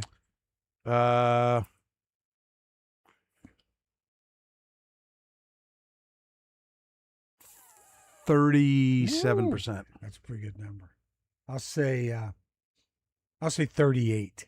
34.8. You're pretty good with the numbers today. You are. Frank, You're I'll say that. very good. You've been pretty good too.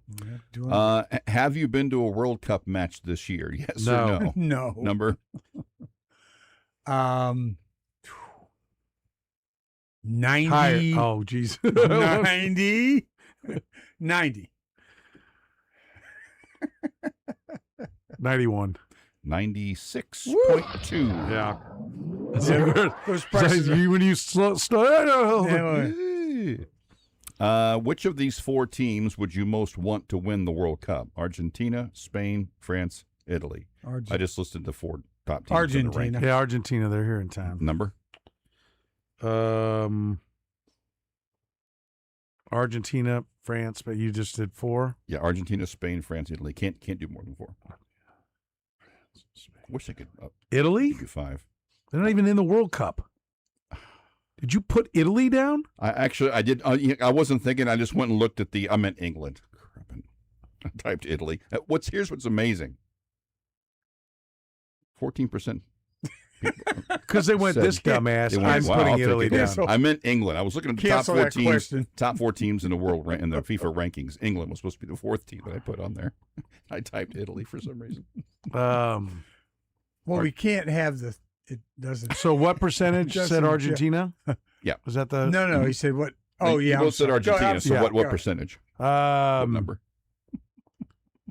67%. I'll say 68. 59.6. Good. So the fact that more people would like to see Italy win than Spain. Not even in it. Will any college coach win an NBA title moving forward? Yes or no? I had to think about that for a second. Like, when did college coach win a title? Oh, an NBA title. Yeah. Yes.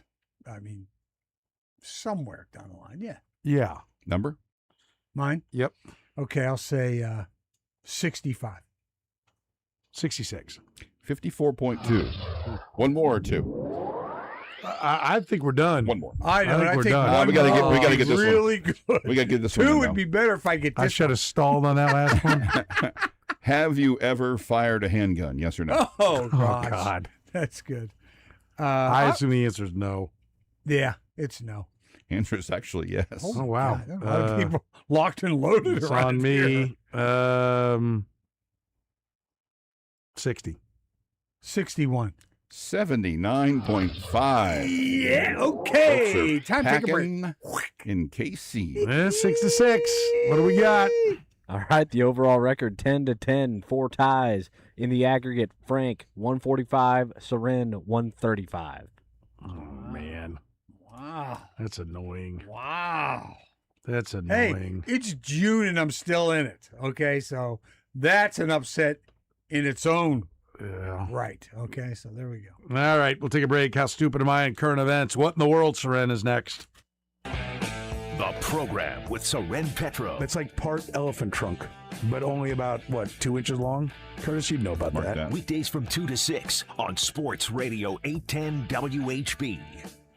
We've had beautiful weather here of late. It has been fantastic. Sitting outside on my patio, just enjoying the nice 70-degree day, 60-something early on. All Weather Decks built our dream outdoor living space so we can make sure to take advantage of all the great weather. Evenings in the summer are absolutely fantastic for entertaining with family and friends, making some great memories. Listen, you can increase the usable square footage of your home, increase the value of your home with a great outdoor living space. Trust me, even if this isn't your forever home that you're in right now, having a great outdoor living space makes homes fly off the market. If you want to get more than asking price for it, make sure that you give people everything they want. That's what you get. You get everything you want with a great outdoor living space. Patios, decks, porches, screened-in porches, outdoor kitchens, outdoor fireplaces. No job is too big.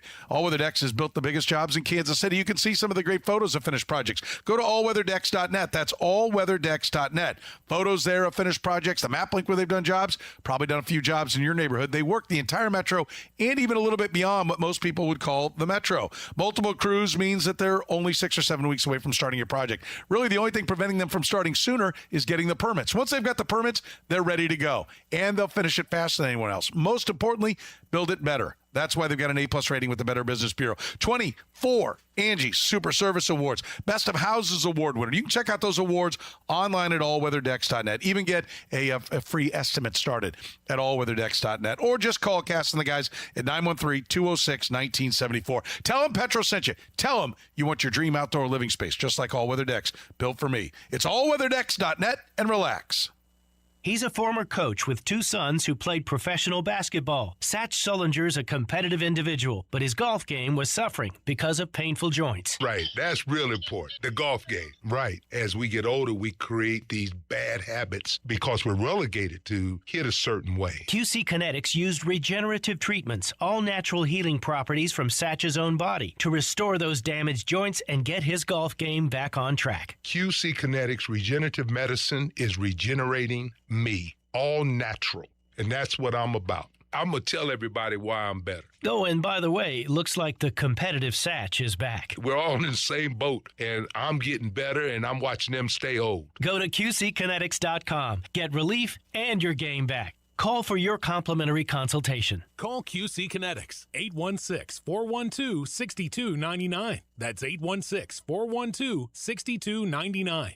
816-412-6299. Hey, it's Todd Lebo here for FanDuel, and on the biggest stage in the world, FanDuel is changing the game. Because sometimes, if your player gets subbed out, your bet goes with them. Well, not anymore. This summer, with soccer, FanDuel's Super Sub will help you. If your player gets subbed out, your bet stays in. That's right. If your player leaves the match, your bet continues with the substitute. How about that? You get the full 90 or even extra time with a substitute. You're still in it until the final whistle if your guy gets subbed out. It's pretty cool. Go to FanDuel.com/local to get started right now and bet with confidence knowing if your player gets subbed out, your bet continues with their sub. It happens a lot in soccer. Your guy has to leave the game and your bet goes with him. FanDuel has fixed that. You might get a little fire off the bench and get subbed in for your guy and have even more juice at the end of the game when everyone else's legs are tired. Get that super sub going right now at FanDuel.com/local. Let there be goals this summer on FanDuel. 21 plus and present in Missouri. Gambling problem? Call 1-800-GAMBLER. Hey, it's Bobby Witt Jr. There's no feeling in baseball like an inside-the-park home run. Once you get going, you trust your instincts and just don't stop. Bob Allen Ford has been running the same way for 40 years. Head down, people first, never slowing down. Instead of doing business the same old way, they were building relationships and earning trust. Different from day one, still different today.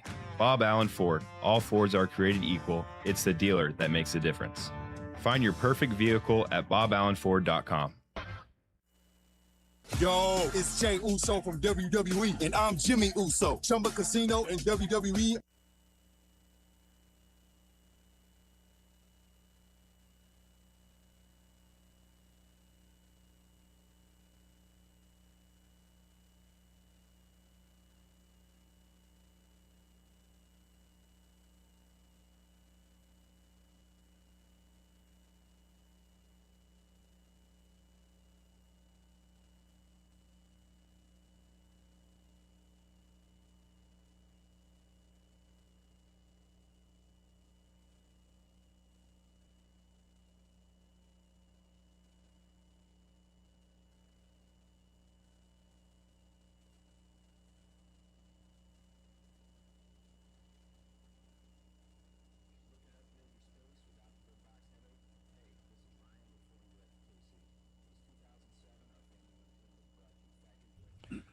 All right, what in the world, Frank? What do you got for me? All right, buddy. What part of the world is suffering through a dangerous heat wave right now?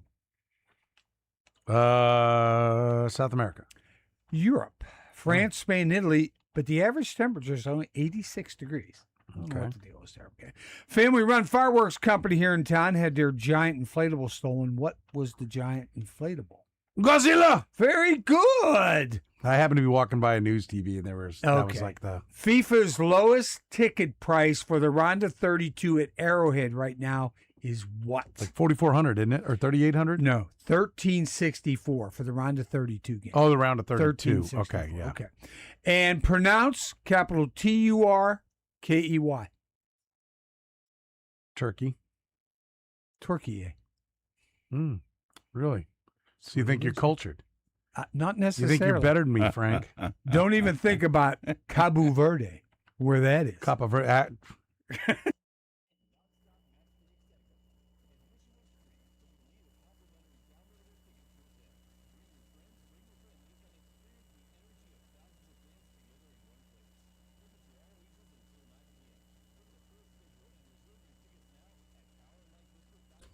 think it's somewhere near Cleveland. Who was the first player from a current Big 12 school to be taken with the number 1 pick in the NBA draft? Brought to you by La Feta Delicatessen.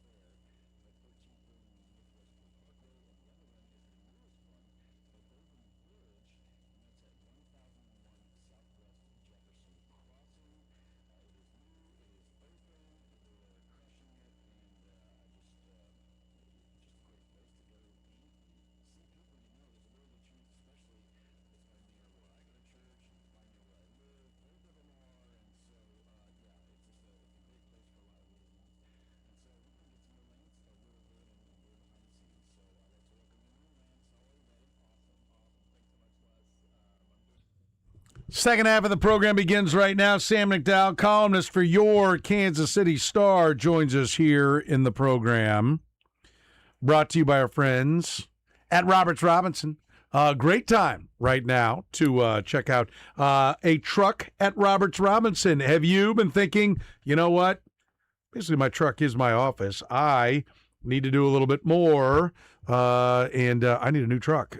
Maybe you're thinking, well, I'll get a new truck in a few months. Right now, they got 0% APR for 60 months on select new Chevy trucks. Now, that's 5 full years with no interest, so that can make a big difference on your payments, the total dollars spent. Roberts Robinson Chevrolet GMC built their reputation on taking care of customers the right way, just like they do me, just like they will you. They are as good as it gets at taking care of people. And let me tell you, the service department is fantastic. They don't talk down to you, but they explain this is what you need, this is what it is. They don't try to upsell you on stuff. And I've been to some places before that's all they ever do. So this is the first time I've been to a place like that isn't it nice? Actually kind of talk to you like you're an adult. Isn't it nice walking in and they actually are like, oh, hey, I'm glad you're here. Yeah. You know? Yes. So as opposed to, what do you want? Yeah. I've been driving for 40 years, and I've been to a lot of places. I haven't been to a place like this. Yeah. Great selection of trucks right now. You also receive their lifetime powertrain warranty. Remember, 0% APR for 60 months on select new Chevy trucks. That's 5 full years with no payments. It makes a difference. Plus, you can find out for yourself why they just make it so easy at Roberts Robinson. Chevrolet GMC, every aspect of the process is great. Robbie in service. He is fantastic. Tim in sales, Jordan in finance.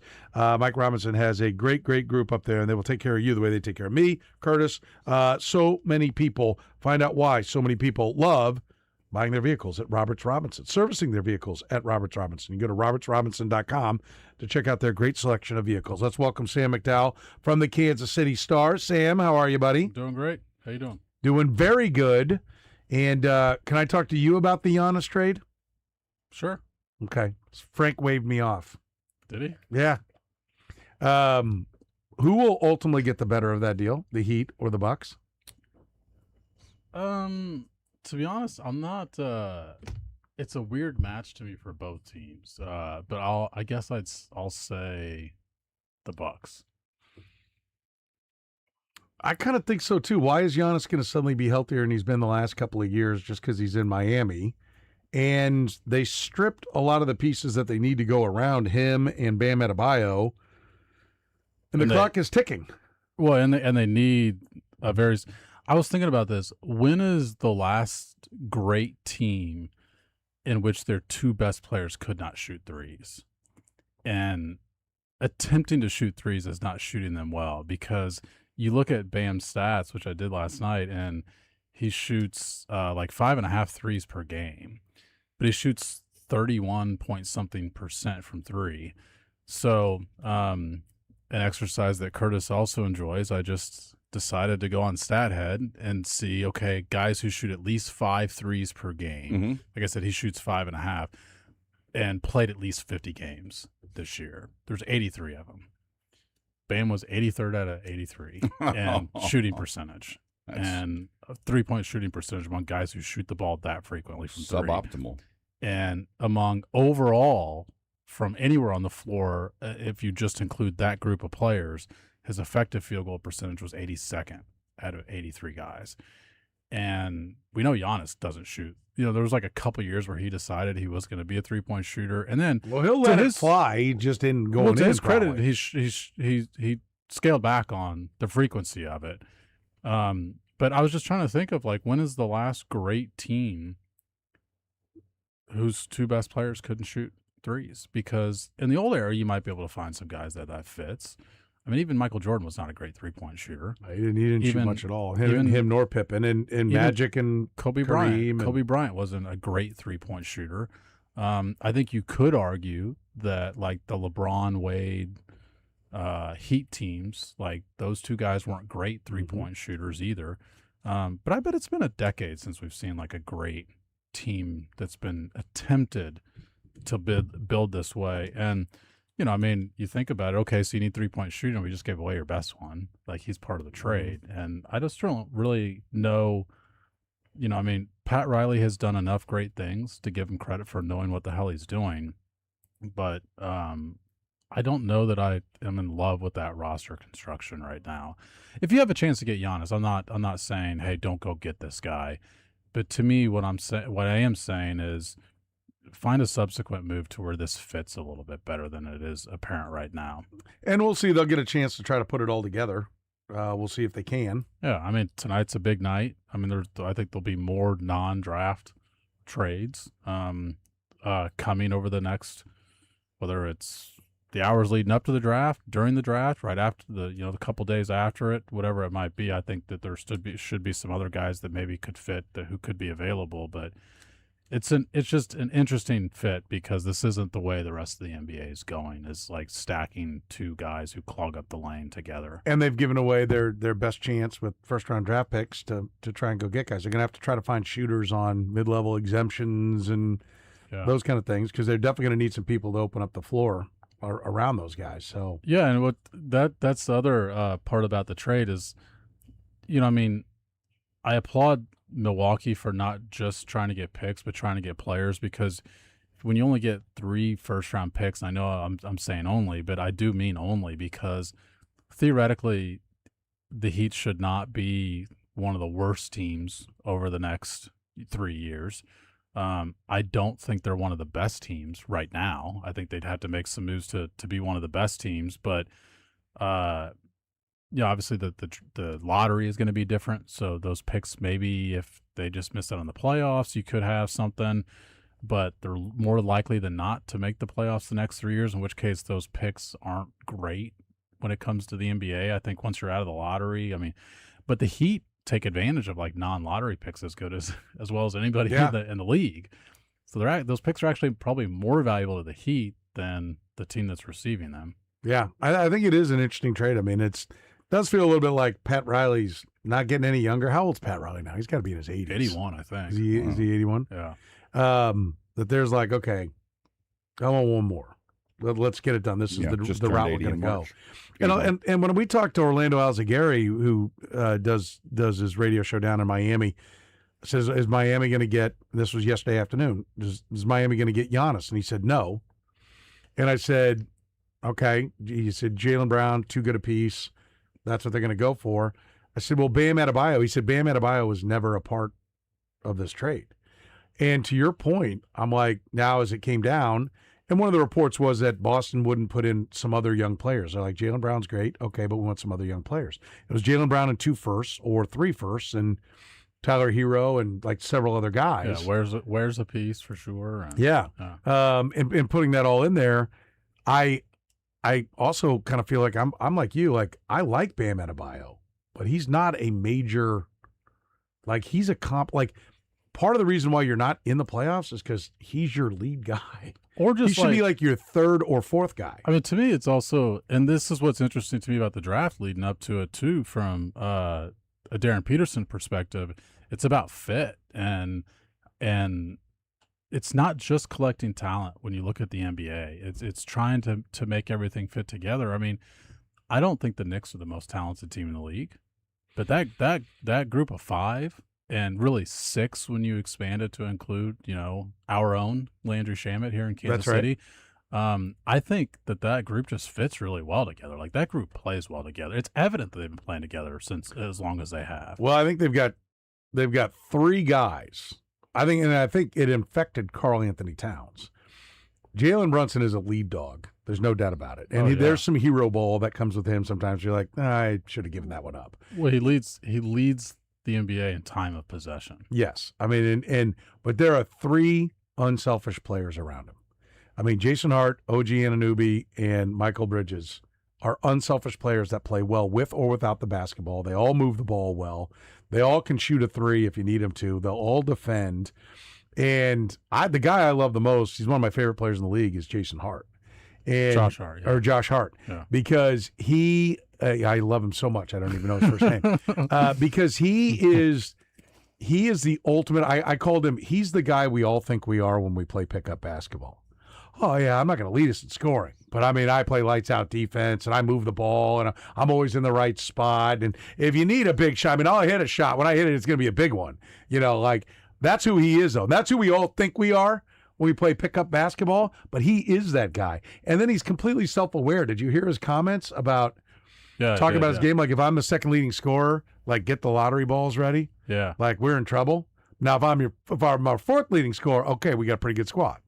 You know? But, I mean, just to be that self-aware of, I know what I do it really well, but I'm not trying to pretend I'm more than I am, and I'm not trying to be more than I am. And that is so valuable to have on your team. Yeah, and I think, I think Cat has been a better fit there than I anticipated. But don't you think he's also played the roles they need him to play? Yeah, but he's like been less of a prima donna. Yeah, well, and one of the things is like they have guys who are comfortable playing without the ball because Brunson literally does lead the league in time of possession. He averages 8 seconds per possession per 24 second shot clock. That's a ton that he's holding on to the ball, but it works because of the pieces who you've surrounded him with. And it's another reason why I think Giannis and Bam could be an uncomfortable fit.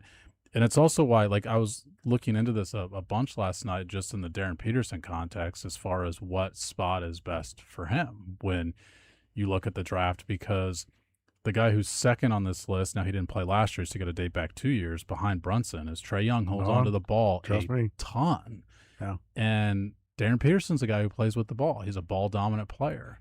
And I think that, first of all, I think the market is clearly showing that AJ is DeBonsta is overwhelmingly likely to go 1, and that drops Peterson to 2, maybe 3, but I think most likely 2. But Trae Young is, part of the team that has the first pick, and I'm thinking, it's great to go number 1, but it's better to have a good fit. And Utah also has 2 guys who are very ball dominant, but they didn't just get paid $200 million. And they so pretty much I told think, Trae Young, it's your show, man. Yeah, exactly. And so I think you can bring in Darren Peterson if you're Utah, for example, at number 2, and say, we need you to be our lead guy. We need you to be the guy who's playing with the ball a lot, because what we saw happen with KU last year is Melvin Council got going when he was the guy holding the ball a lot. And when the ball was in his hands, he found a role. Then when they tried to play him and Darren Peterson together, Melvin Council wasn't nearly as effective because he's not a shooter. He's not a guy who just wants to get open and, backdoor cut or get an open 3. He wants to play with the ball. But so does Darren Peterson. And they tried to play them both together, and they had to play them both together because they were 2 of their best, 4 players last year. I mean, it would have been a mistake to just have one sub in for the other or something. Well, if one hadn't been that is a addicted factor. if one hadn't been addicted to creatine, then maybe it could have grown. Their games could have grown. But you think that's it? I just think that excuse from Peterson is, I wouldn't take him 2. Oh, I would. I'd actually take him 1. I wouldn't take him 1. I'd take him 1. I mean, here's what gets me about this is the whole Darren Peterson thing. It's the view of taking him 1. It keeps getting called. The same word keeps getting thrown around with picking him 1. It's a risk, and I'm like, it's a greater risk to not pick the best talent in the draft, because he is the best talent in the draft. All of your issues, I bet, with Darren Peterson are his availability. It's his availability, but the shot went away. Like he can create and make his own shot better than anybody in this draft. I agree, but I don't think he creates any shots for anybody else. I think there's a lot of Russell Westbrook and Russ James can't Harden. shoot. I just think that he is a guy that dominates the ball to just get his shot, and I think that's part of the problem. Is like the offense doesn't it dies when it gets to him. I think and 4 guys stand around and watch him. So I that's why I'm talking about fit for that reason, is because that can work when you've got one guy who's really good at it. You're right. It's not as effective when you've got 2 guys trying to do that. And you can find 4 guys to stand around him, which to a degree the Knicks have. I see what your point is, but I think it goes beyond Brunson. Brunson does it. Yes, he dominates the ball. All right, but not the way like Harden dominates it and dominate in his prime and dominates it, and nobody else ever gets going. They do get other guys going for the Knicks. OG Anunoby goes for 30-something. Karl Anthony Towns goes for 30-something. Like, that doesn't happen. I actually think that's more about the supporting cast than it is like anything Brunson's doing differently. And that's what I'm talking about, like surrounding that guy, deciding who that guy is, that he's good enough to be that guy, getting him in your room, and then surrounding him with the right pieces. And that's why, as much as I'm sure Darren Peterson wants to go one, that, the reports are the only team he's worked out for is Washington. He clearly wants to go one to Washington. I just don't think the fixation should be on what number you go as much How as many where's the best fit. games do you think he's going to play year after year after year after year? Yeah, I was going to say that's a better thing than just talking about his rookie year. Now, with him though, I think if this gets into his rookie year, I think he'll have a he'll have a big game total on the salary drive years, and the rest of them. You think it's all just a motivation thing? Oh yeah, which is amazing because this year should have been a super motivated year. I might be wrong. He may be no games. I mean, we may be looking at Zion too. See, I think the mental part of this is definitely a significant piece of what he went through at KU, and he's gonna have to play to prove. I think part of this is the belief that the cramps are on the way as much as actually feeling it, because one of the things we've all had like a muscle cramp at some point. They are incredibly painful. He was not like writhing in pain whenever he was coming out of games. And so I believe that a significant piece of it was just a mental battle of believing, oh no, here they come. But that's all as fixed much now. as that they're here. That's what I said. I think that's what I was getting ready to say is I think his rookie year is going to be more important than the average rookie because he's got to get through that mental part of it too. So let me back up because you said it's a bigger risk to not take the talented players. So you don't see the talents in the guys that would be your options? I do, but I just think Darren Peterson, I'm not saying that, you have to assess the risk. I'm not saying that means it's a slam dunk decision to take Darren Peterson number one. I'm saying people discount the fact that it's also a risk to pass up on the best talent in the draft. I agree with that, but that risk is mitigated based upon what else is there. And I think what else is there are assessed, four yes, really good that's players. how you assess it, yeah. Some people say even more. There's other four point guards that you could take, whichever one you like. Wagler, I think Acuff and Wagler are going to be good. I think Acuff is the guy that I like the best. I think Cam Boozer is going to be very good. Where would you take Darren Peterson? Let me look at that. Where would he be on your board? I'm not. You got to look up names. I do. He is down the road of a don't draft. He's down that road. He's not there. I would draft him, but I think he's almost more. So obviously AJ Devonsta's on your list. Cam Boozer's on your list. Caleb Wilson on your list. What I would do if I were the Jazz and somebody does love him, then I would love to trade down and be like, somebody else is going to take him. You have that feeling? Great. I'm coming down to 4. I'm coming down to 5. I'm coming down to 6. Wherever that is, I'm fine. I think it's possible. I think that's the way to go. I think it's possible a team does come up. I actually think it's a great year to have the number 2 pick. I think it's a great year to have the 4 pick too, because I think there's 4 good players in the draft. Yeah. I actually prefer Caleb Wilson to Boozer, but I like Boozer too. If Boozer goes 4, that's terrific. I think you're fine with any, and I would add in Acuff. I think there's 4 guys that I would take over Darren Peterson. So if I'm the Clippers and I get to 5, and Keaton Wagler, I might take over him as well. But the body on Peterson, if he plays, is better. So he should be stronger coming down the lane. You're on the clock, and those other 4 guys have been taken with Acuff 4, and we're having a debate about Wagler and Peterson. But you got to make a pick. You got to turn in the card. Well, I'm from Kansas City, so I'll take Wagler. Okay, so now we're at 6, and I'm looking at Brown or Flemings or Nate Ament. I think would be the guys that are there. Maybe the Arizona kid, Burries. Yeah, I think that's probably where I go. That's probably where I take Peterson 6th. Mm-hmm. I really would take him 1. I don't think it's a slam dunk, but if I had the first pick in the draft, I'd be taking Peterson tonight. Yeah, but we'll see. I think he's going to go 2, and I think he's going to go 2 to the Jazz. I think he's going to go 2 as well. The part that we're in the dark on is some of the most significant information you can have on Darren Peterson, which is the interview. And there's lots of the frustration we had as media here in Kansas City was the questions that weren't answered.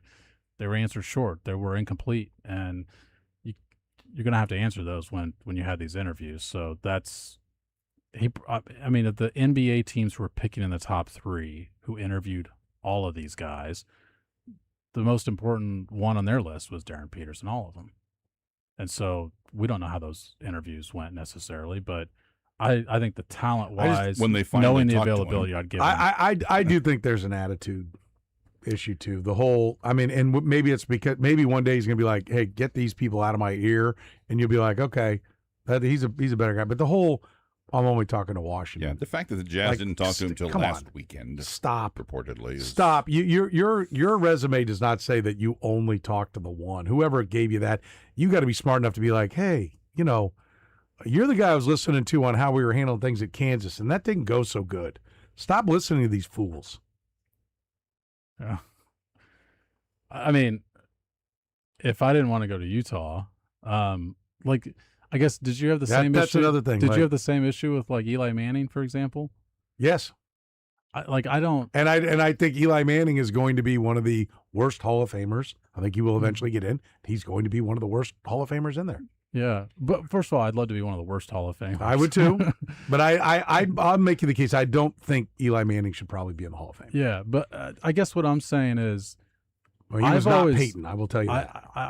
I've never blamed somebody for like wanting to go to one destination over the other, because this is your career. It is where you have to live. It's where you're employed, and the organization in which employs you, especially ones that don't look like they really have much of a plan, like Utah. It doesn't bother me that he. You don't think Utah has a plan? No, he says he wants to. He doesn't. That's what he says, is that it's fine going to Utah, good organization. Washington has a plan. I disagree that Darren Peterson fits into it. What is the plan that's better in Washington than it is in Utah? I mean, they have Anthony Davis and Trae Young. I think there's a plan there. I mean, I disagree that Darren Peterson is a good fit for it, for the reasons I mentioned, is because Trae Young is such a ball-dominant player, and I think Darren Peterson needs to play with the ball in his hands. Ace Bailey, Lauri Markkanen, Jaren Jackson. I like Markkanen as a player. You don't like Jaren Jackson? By the way, Bailey did not talk to Utah last year. I know. They took him anyway. They took him anyway. I think they're probably going to be doing the same thing. Listen, I get Salt Lake City's a lot more appealing to a 50-some-odd-year-old fart like me than it is a 22-year-old kid, but it's a good town. And, I think there is an element of, like, I think when you say that there is, and listen, you are right. You make a very good point with the Eli Manning. If you have an organization that's just incompetent and you have the leverage to force your way out, I do see what you're saying. I mean, you're not there yet. You're not one of their players. And so I think that is a good point. I do want to underscore what you said there. I think that is a very good point. I don't think the Jazz have shown to be that, though. Do you? I think I'm not crazy about their roster right now. I guess I don't know what their plan is. The thing with the Chargers was like the Spanoses won't spend money, and they didn't know where the team was going to be, and there was already starting to be rumblings about no stadium and all that kind of stuff. I mean, I think that, like I said, that's a very good point that you make. But I think there is an element of, like, you do need to have, like, wherever I go, I'm going to be a millionaire. I'm going to play a game that theoretically you should love. And there should be an appreciation for the opportunity that you're being given whatever town in this country. Nowhere are you having to go, to Haiti. Yeah, and the reason I was asking is because I was wondering if... And nothing against Haiti, but there are some tough places in Haiti. Yeah. I mean, I don't think anyone's picking I want to play in Haiti. Well, the reason I was asking is because I think this is part of what Darren Peterson has to own is... Are his subsequent decisions also going to be viewed in this prism of what happened at KU? And the answer is yes, they will be. And that's something he has to consider because, like, he is going to have to be, for example, more media savvy than the average rookie who comes in because there are going to be tougher questions for him. How do you think that's going to go? We're at one of these Zoom calls, by the way, for like when Chiefs players get drafted, for example. Wherever Darren Peterson gets drafted tonight, first question is, how you feeling? Are you healthy? Can you tell me what happened at KU? Have you figured it out? What was your interview like? How did you make teams confident that you were going to be healthy? If it's Utah, why'd you say you wouldn't interview at Utah originally? I mean, there's like his questions, there's going to have a certain connotation compared to the average And do you think he's ready to handle it? I that was what I think he was coached most poorly on at KU, and I want to clarify that quickly, is that I don't think that came from KU. Either. Right. Yeah, no, I think that came from people around him. Yeah. But I think, like, I would rather be the second or third team with Darren Peterson, because I think that's coming. Yeah, I mean, I'd like him to go learn some lessons. I don't think he's ready to handle all the things you're talking about, and I think so. Anytime it starts to go a little wrong health-wise, or starts to not go, like, it's like, well, we're gonna have some creatine story. See, and I don't think it's the effect of what you just said is definitely possible, that he could miss games. I mean, that is without a doubt a risk. The evidence is there, the history's there. I don't think the cause is the same thing that you do. Like, I don't view this as a kid who doesn't want to play, because I think the kid could have just gone back to California during KU season and done that if he didn't really want to play. I think he really wants to play. But I do think there is a mental block there, and the fact that he was either concerned about getting hurt, concerned that he was going to go through another cramping episode and could maybe feel the onset of it, said, no, can't do it, can't push it any further, because it also stuck with me that he didn't attempt to come back in those games that he left. We never saw him come back in at all. Saw him come back in the one where he tied it. Oh, yeah, you're right, against UCF? TCU, I think. TCU, yeah. And then so one time, and then, like I said, not visibly in pain stuck out with me as well, which is why I think that without a doubt there's a mental hurdle he's going to have to get over. And I think whatever he says, that still should be a question in your mind when you are a front office. Like, I'm not saying there's no risk taking him. I think that there is a risk taking him. I just also think there's a risk in passing up on the best talent in the draft. Surgery coming for Cole Reagans. We'll talk about that next with Sam McDowell from the Kansas City Star. He joins us each and every week here in the program. We'll talk some Royals, maybe get into a little World Cup as well with Sam McDowell.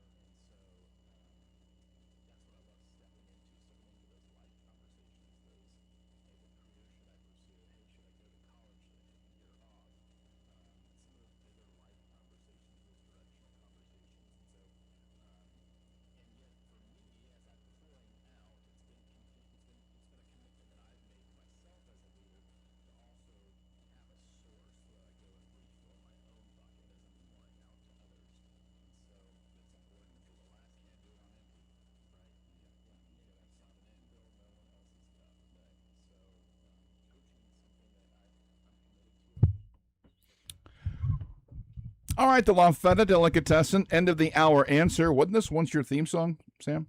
It was, yeah. Okay, I thought it sounded familiar. Who was the first player from a current Big 12 school to be taken with the number 1 overall pick in the NBA draft? First? From a current. Boozer? No, but you got the right school. K-State? So there was a guy. Who was it? Who was the other guy? 1949. Technically, it was still the BAA then, but Howie Shannon. Howie Shannon. Howie Shannon. That's the name of a NBA legend. Yeah, absolutely. Howie. Bob Boozer did go number 1 in 1959, though. So I was 10 years off? Yeah. But you got, he had the second guy. It's a pretty good pull. Yeah, I'll take it. How about that, Sam? Good for you. Put that in your pipe and smoke it. Thank you. I appreciate your sincere support. That's what I'm here for, right? That's why you bring me in. Do you do anything sincerely? Just to support you. Cole Reagan's. Looks like it's going to be a surgical procedure. They're getting another opinion. Not saying what it is, I think but the opinion is what kind of surgical Oh, procedure. yeah. It's definitely going to be like, to what gonna- degree? Yeah. That's not sounding good. No, I think it's, look, I don't want to say obviously headed this way, but I think it's been pretty evident for a while now that it would be so surprised when he comes back, because anytime he was going out and attempting to elevate his rehab in order to return, it was a setback that followed. So what's the lesson to be learned here by the Royals?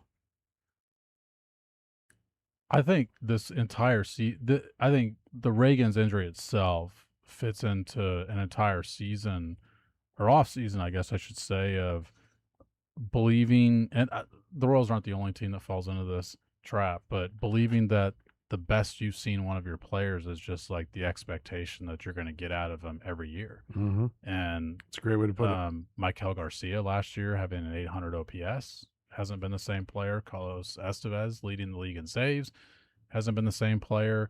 Lucas Urseg is not the same pitcher he was 2 years ago. And just thinking that is going to be your 8-9, that Michael Garcia is going to be every bit as good as he was last year, that Vinny Pasquantino is going to be, what was it, like 5th in the league in RBI.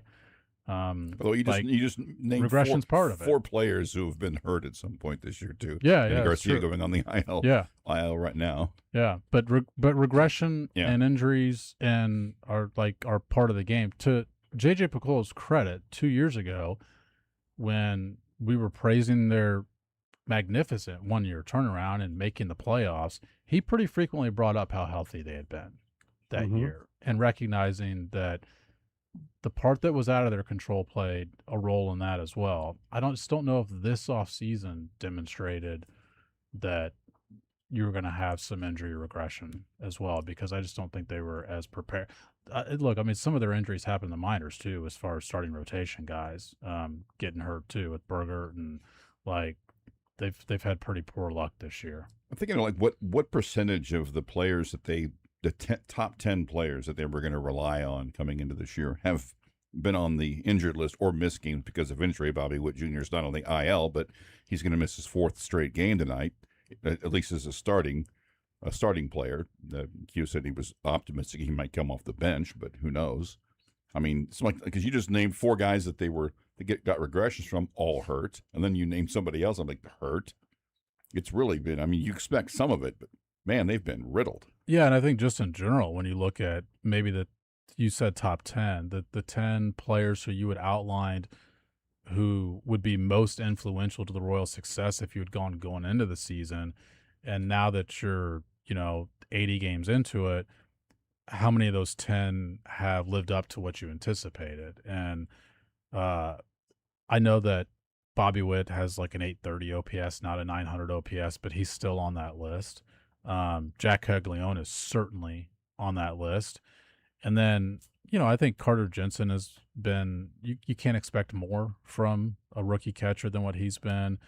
Michael Massey has been slightly better than anticipated, but when you include Bubic, what pitchers are on that list this year? Yeah, it's I do think that I think you put it a good way. They're guilty of not seeing what was really looking back at them. Noah Cameron's another good example. Like Noah Cameron has had a fine year for a second-year pitcher. Like his ERA is just above 4. It's not 2.99. Like it's not 2.99, and to his credit, like I have all kinds of patience for Noah Cameron because it's not 2.99 because he went out and tried to be better than 2.99. And it didn't work, and now he's getting back to doing what got him to 2.99. They fixed the arm slot, and the arm slot was different because he was trying to get more swing and miss. And so, I don't mind a guy tinkering, to try to get to where they need to go. But I'll say this. I mean, I think when everybody has those kind of career years and the numbers are what they are, you also tend to start to believe that no, we can keep playing the first baseman in right field, and we can keep playing the catcher at first, and we can keep having the catcher who never takes a pitch as our DH, and our shortstop, who's a good solid hitting shortstop. We can keep playing him at third base. Like they are guilty of not solving any of those riddles.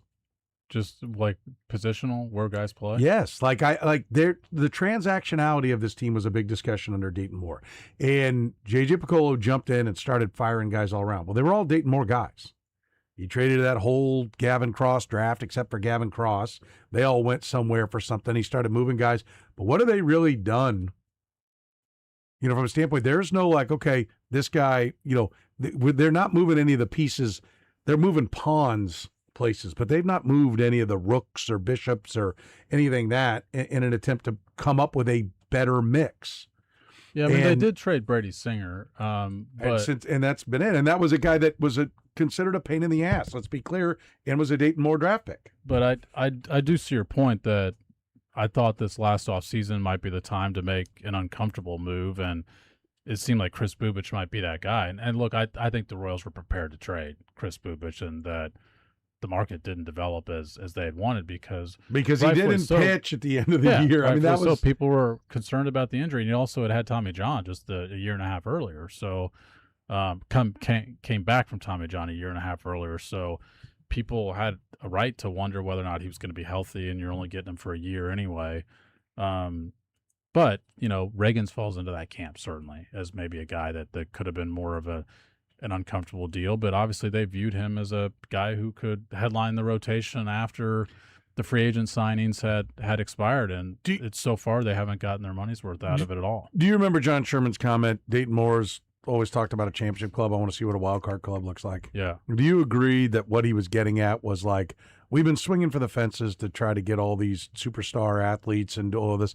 Let's play a little bit more of the analytic game, and let's just get into the playoffs, and then we'll see where we go from there. Do you think that that's what he really meant by that statement? Yeah. Very poorly worded, but his gist was,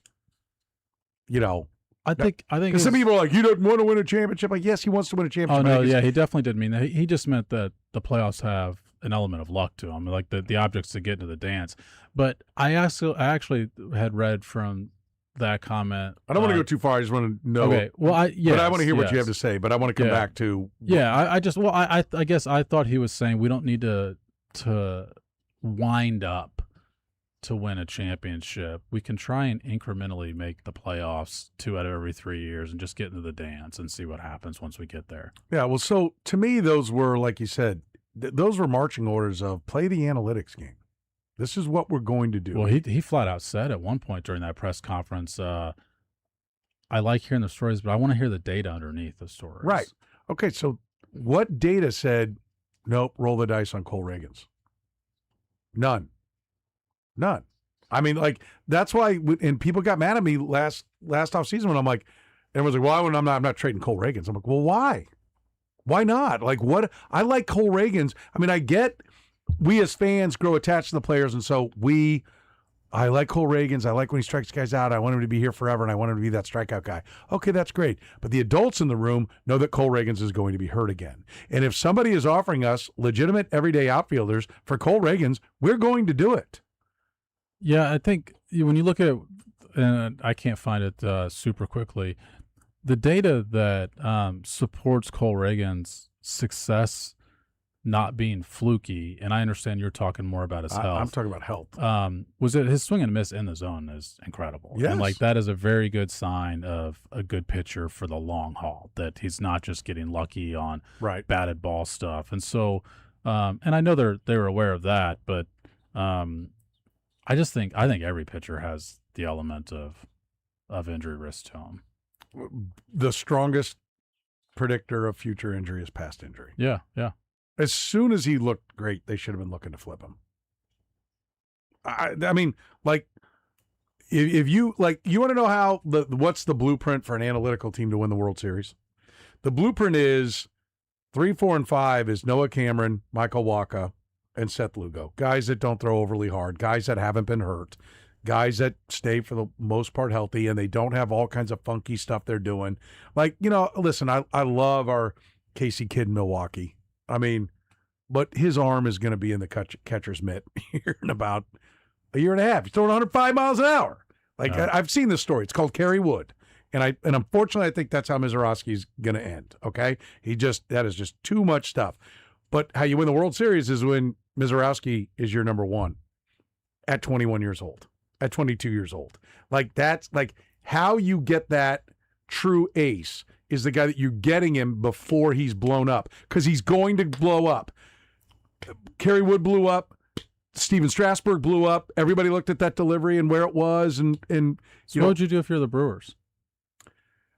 The Brewers do a really good job of always, and Jeff Passan pointed this out, that they use the guys for 5 years and then move them. Right? They've done that multiple times. And they got ripped for trading Josh Hader, and it worked out. But what would you do if you're the Brewers and you've got Mazeroski? The Brewers are also in a position where they've got pretty much all the spots filled. They're not out looking for something. But if I were the Brewers with him, I would ride him for a couple of years, and then I would be listening to offers.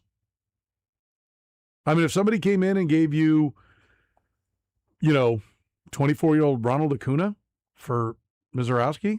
What if Mazeroski had already had Tommy John? He's having this kind of season. I would be the first good offer I got. He'd be gone. I'll applaud the consistency of it. I think part of this, of where the Royals are, is they anticipated they'd be a playoff team this year, and that's where they whiffed. Because if they are anticipating that they're going to be building for the long haul, there's no doubt dead right on that. There's no doubt that trading Cole Reagans was the better decision if that's the bucket they're in. If the anticipation was we're a playoff team, but we can't be there without Cole Reagans, then you're not a playoff team. I think both of those things are true, though. I think they did anticipate they're a playoff team, and they weren't one without Cole Reagans. Yeah, the Cole Reagans is the ace, the game one starter of a DS series. Do you think they were 2 years ago's Cole Reagans away from being a playoff team this year? That they are right now? Like, if they added Cole Reagans, do I think they're good enough to be a playoff team? No. Like, when you said that was their view was wrong, though, right? Yeah. Their view was wrong. Oh, yeah, absolutely. Okay. Yes. Okay. Yeah. So, and that's where they misassessed their team. And by the way, a lot of us misassessed them. And absolutely. I even thought they were. I thought they were a 500 team, and I thought I was lower than a lot of people around here. I have more grace though with the fans and those of us. You're like my buddy Chuck in the sense that you're like, you live in a town and you cover the sports, but you're not a fan. Right. You're kind of this, a different view of things. So you're probably the most unbiased view of it. I try to be unbiased, but we do on our Red, Gold, and Bold. I mean, I almost always have the highest score. I almost always have the best record for the Chiefs, right? Then you, and then, Jeff is on the other end. That's how it usually lines up. Yeah. But you're paid to not line up like a fan. You're paid to see the real thing. Yeah. And I think the Royals, I do think that JJ right now is guilty. I think that is part of Dayton Moore. And there's lots of great things to take from Dayton Moore and his regime. I'm not trying to say all things Dayton Moore should be thrown out. That's not it. But I think there is right now too much of a belief in their guys. Well, and that's what it gets back to literally the way we began the conversation. Is yes. Like a lot of these guys have had great years. Maybe it's a great year, and it's not been a great 3 years. One more with Sam McDowell. You're in the program.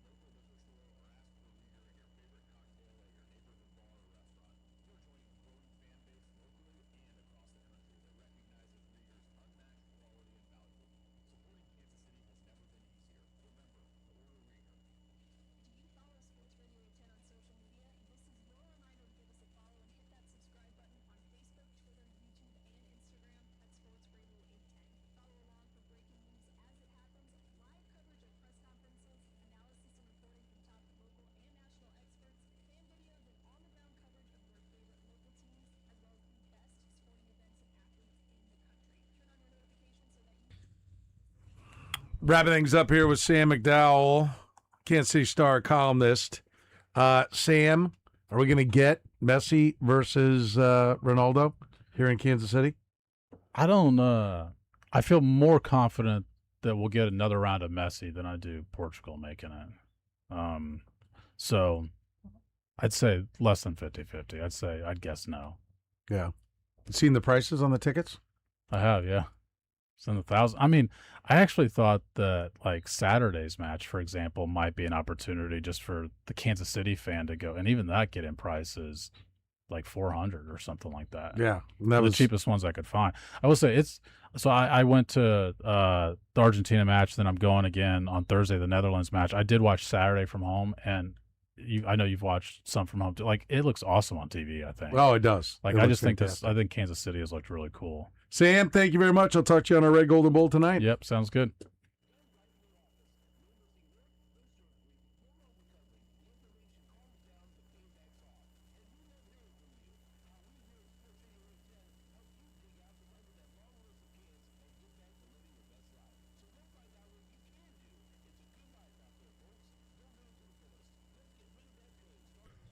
All right, what team threw the first combined no-hitter in Major League history? Brought to you by La Feta Delicatessen.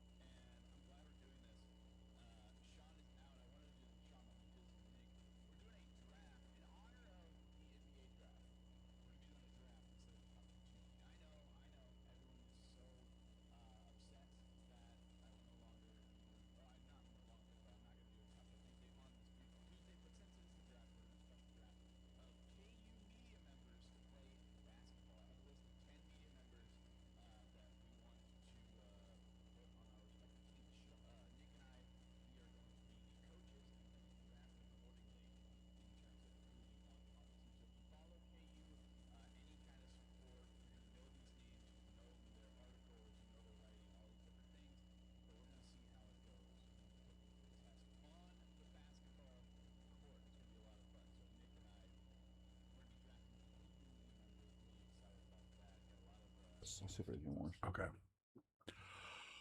Fourth quarter of the program begins right now as we finish strong here on a Tuesday. Still to come, Alex Schiffer, NBA insider from Front Office Sports. We'll break down tonight's draft and the Giannis Antetokounmpo's trade to the Miami Heat. Always love it when the Shift Man joins us. So looking forward to chatting with him. We begin with a little Royals news, and it ain't good. No, don't like what we're hearing from the Kansas City Royals, as the word on the street is surgery is coming to Cole Reagans, Kay? It is. It's a surgical procedure, and it is not known necessarily what the procedure will be. Macrotaro said today that they're going to get some more further evaluation to see what kind of procedure it will be and what the timeline will be. So, yeah, that's what the expectation on the left elbow is: surgery. Bobby Wood Jr. is feeling better than yesterday, but is not in the lineup for the fourth straight game. Matt Quattro is hopeful that he'll be available off the bench tonight, so that would be bumping him up a little bit. Busy on the injury front as well, with more than just the Bobby news and the Cole Reagan news. They placed Michael Garcia on the 10-day injured list with left hand muscle strain. Left hand muscle strain, I guess. Sounds like left. He has left hand muscle strain. You know what it sounds like to me? It sounds like somebody did voice to text and it didn't get it right. No, that's what they called it on the. I know, but doesn't it seem like it should be left hamstring? Left hand muscle. Yeah. What now? Left hamstring, like left hand muscle. What? It's also a left hand muscle. It's like a hand muscle or something. Who garbled the dictation, or Siri, get your head out? You know, that's what it sounds like to me. Yeah. Yes, left hand muscle strain. He's been dealing with the injury for a while. He returns to KC tomorrow for additional testing. No timeline on Michael Garcia. They've recalled Josh Rojas from Omaha to take his place. The Royals are, however, coming off a win last night, 2-1. Michael Wacha outstanding again for the Royals. Contreras said Wacha showed his ability to alter his approach. Executed. It was didn't throw as many changeups tonight as other nights, but the sinker looked really good, got a lot of soft contact, and, gave us an outstanding chance to win.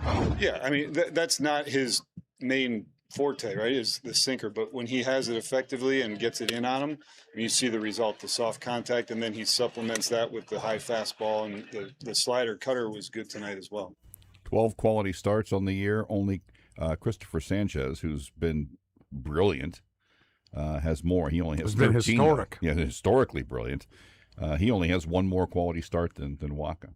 The Royals getting it done with some crisp baseball, shall we say? Mm-hmm. Maybe not so much for the Rays. Matt Quattro talked about the caught stealing that ended the Rays' eighth. Everybody knew that they were going to try to steal a bag. That's why he's in there. He got a pretty good jump.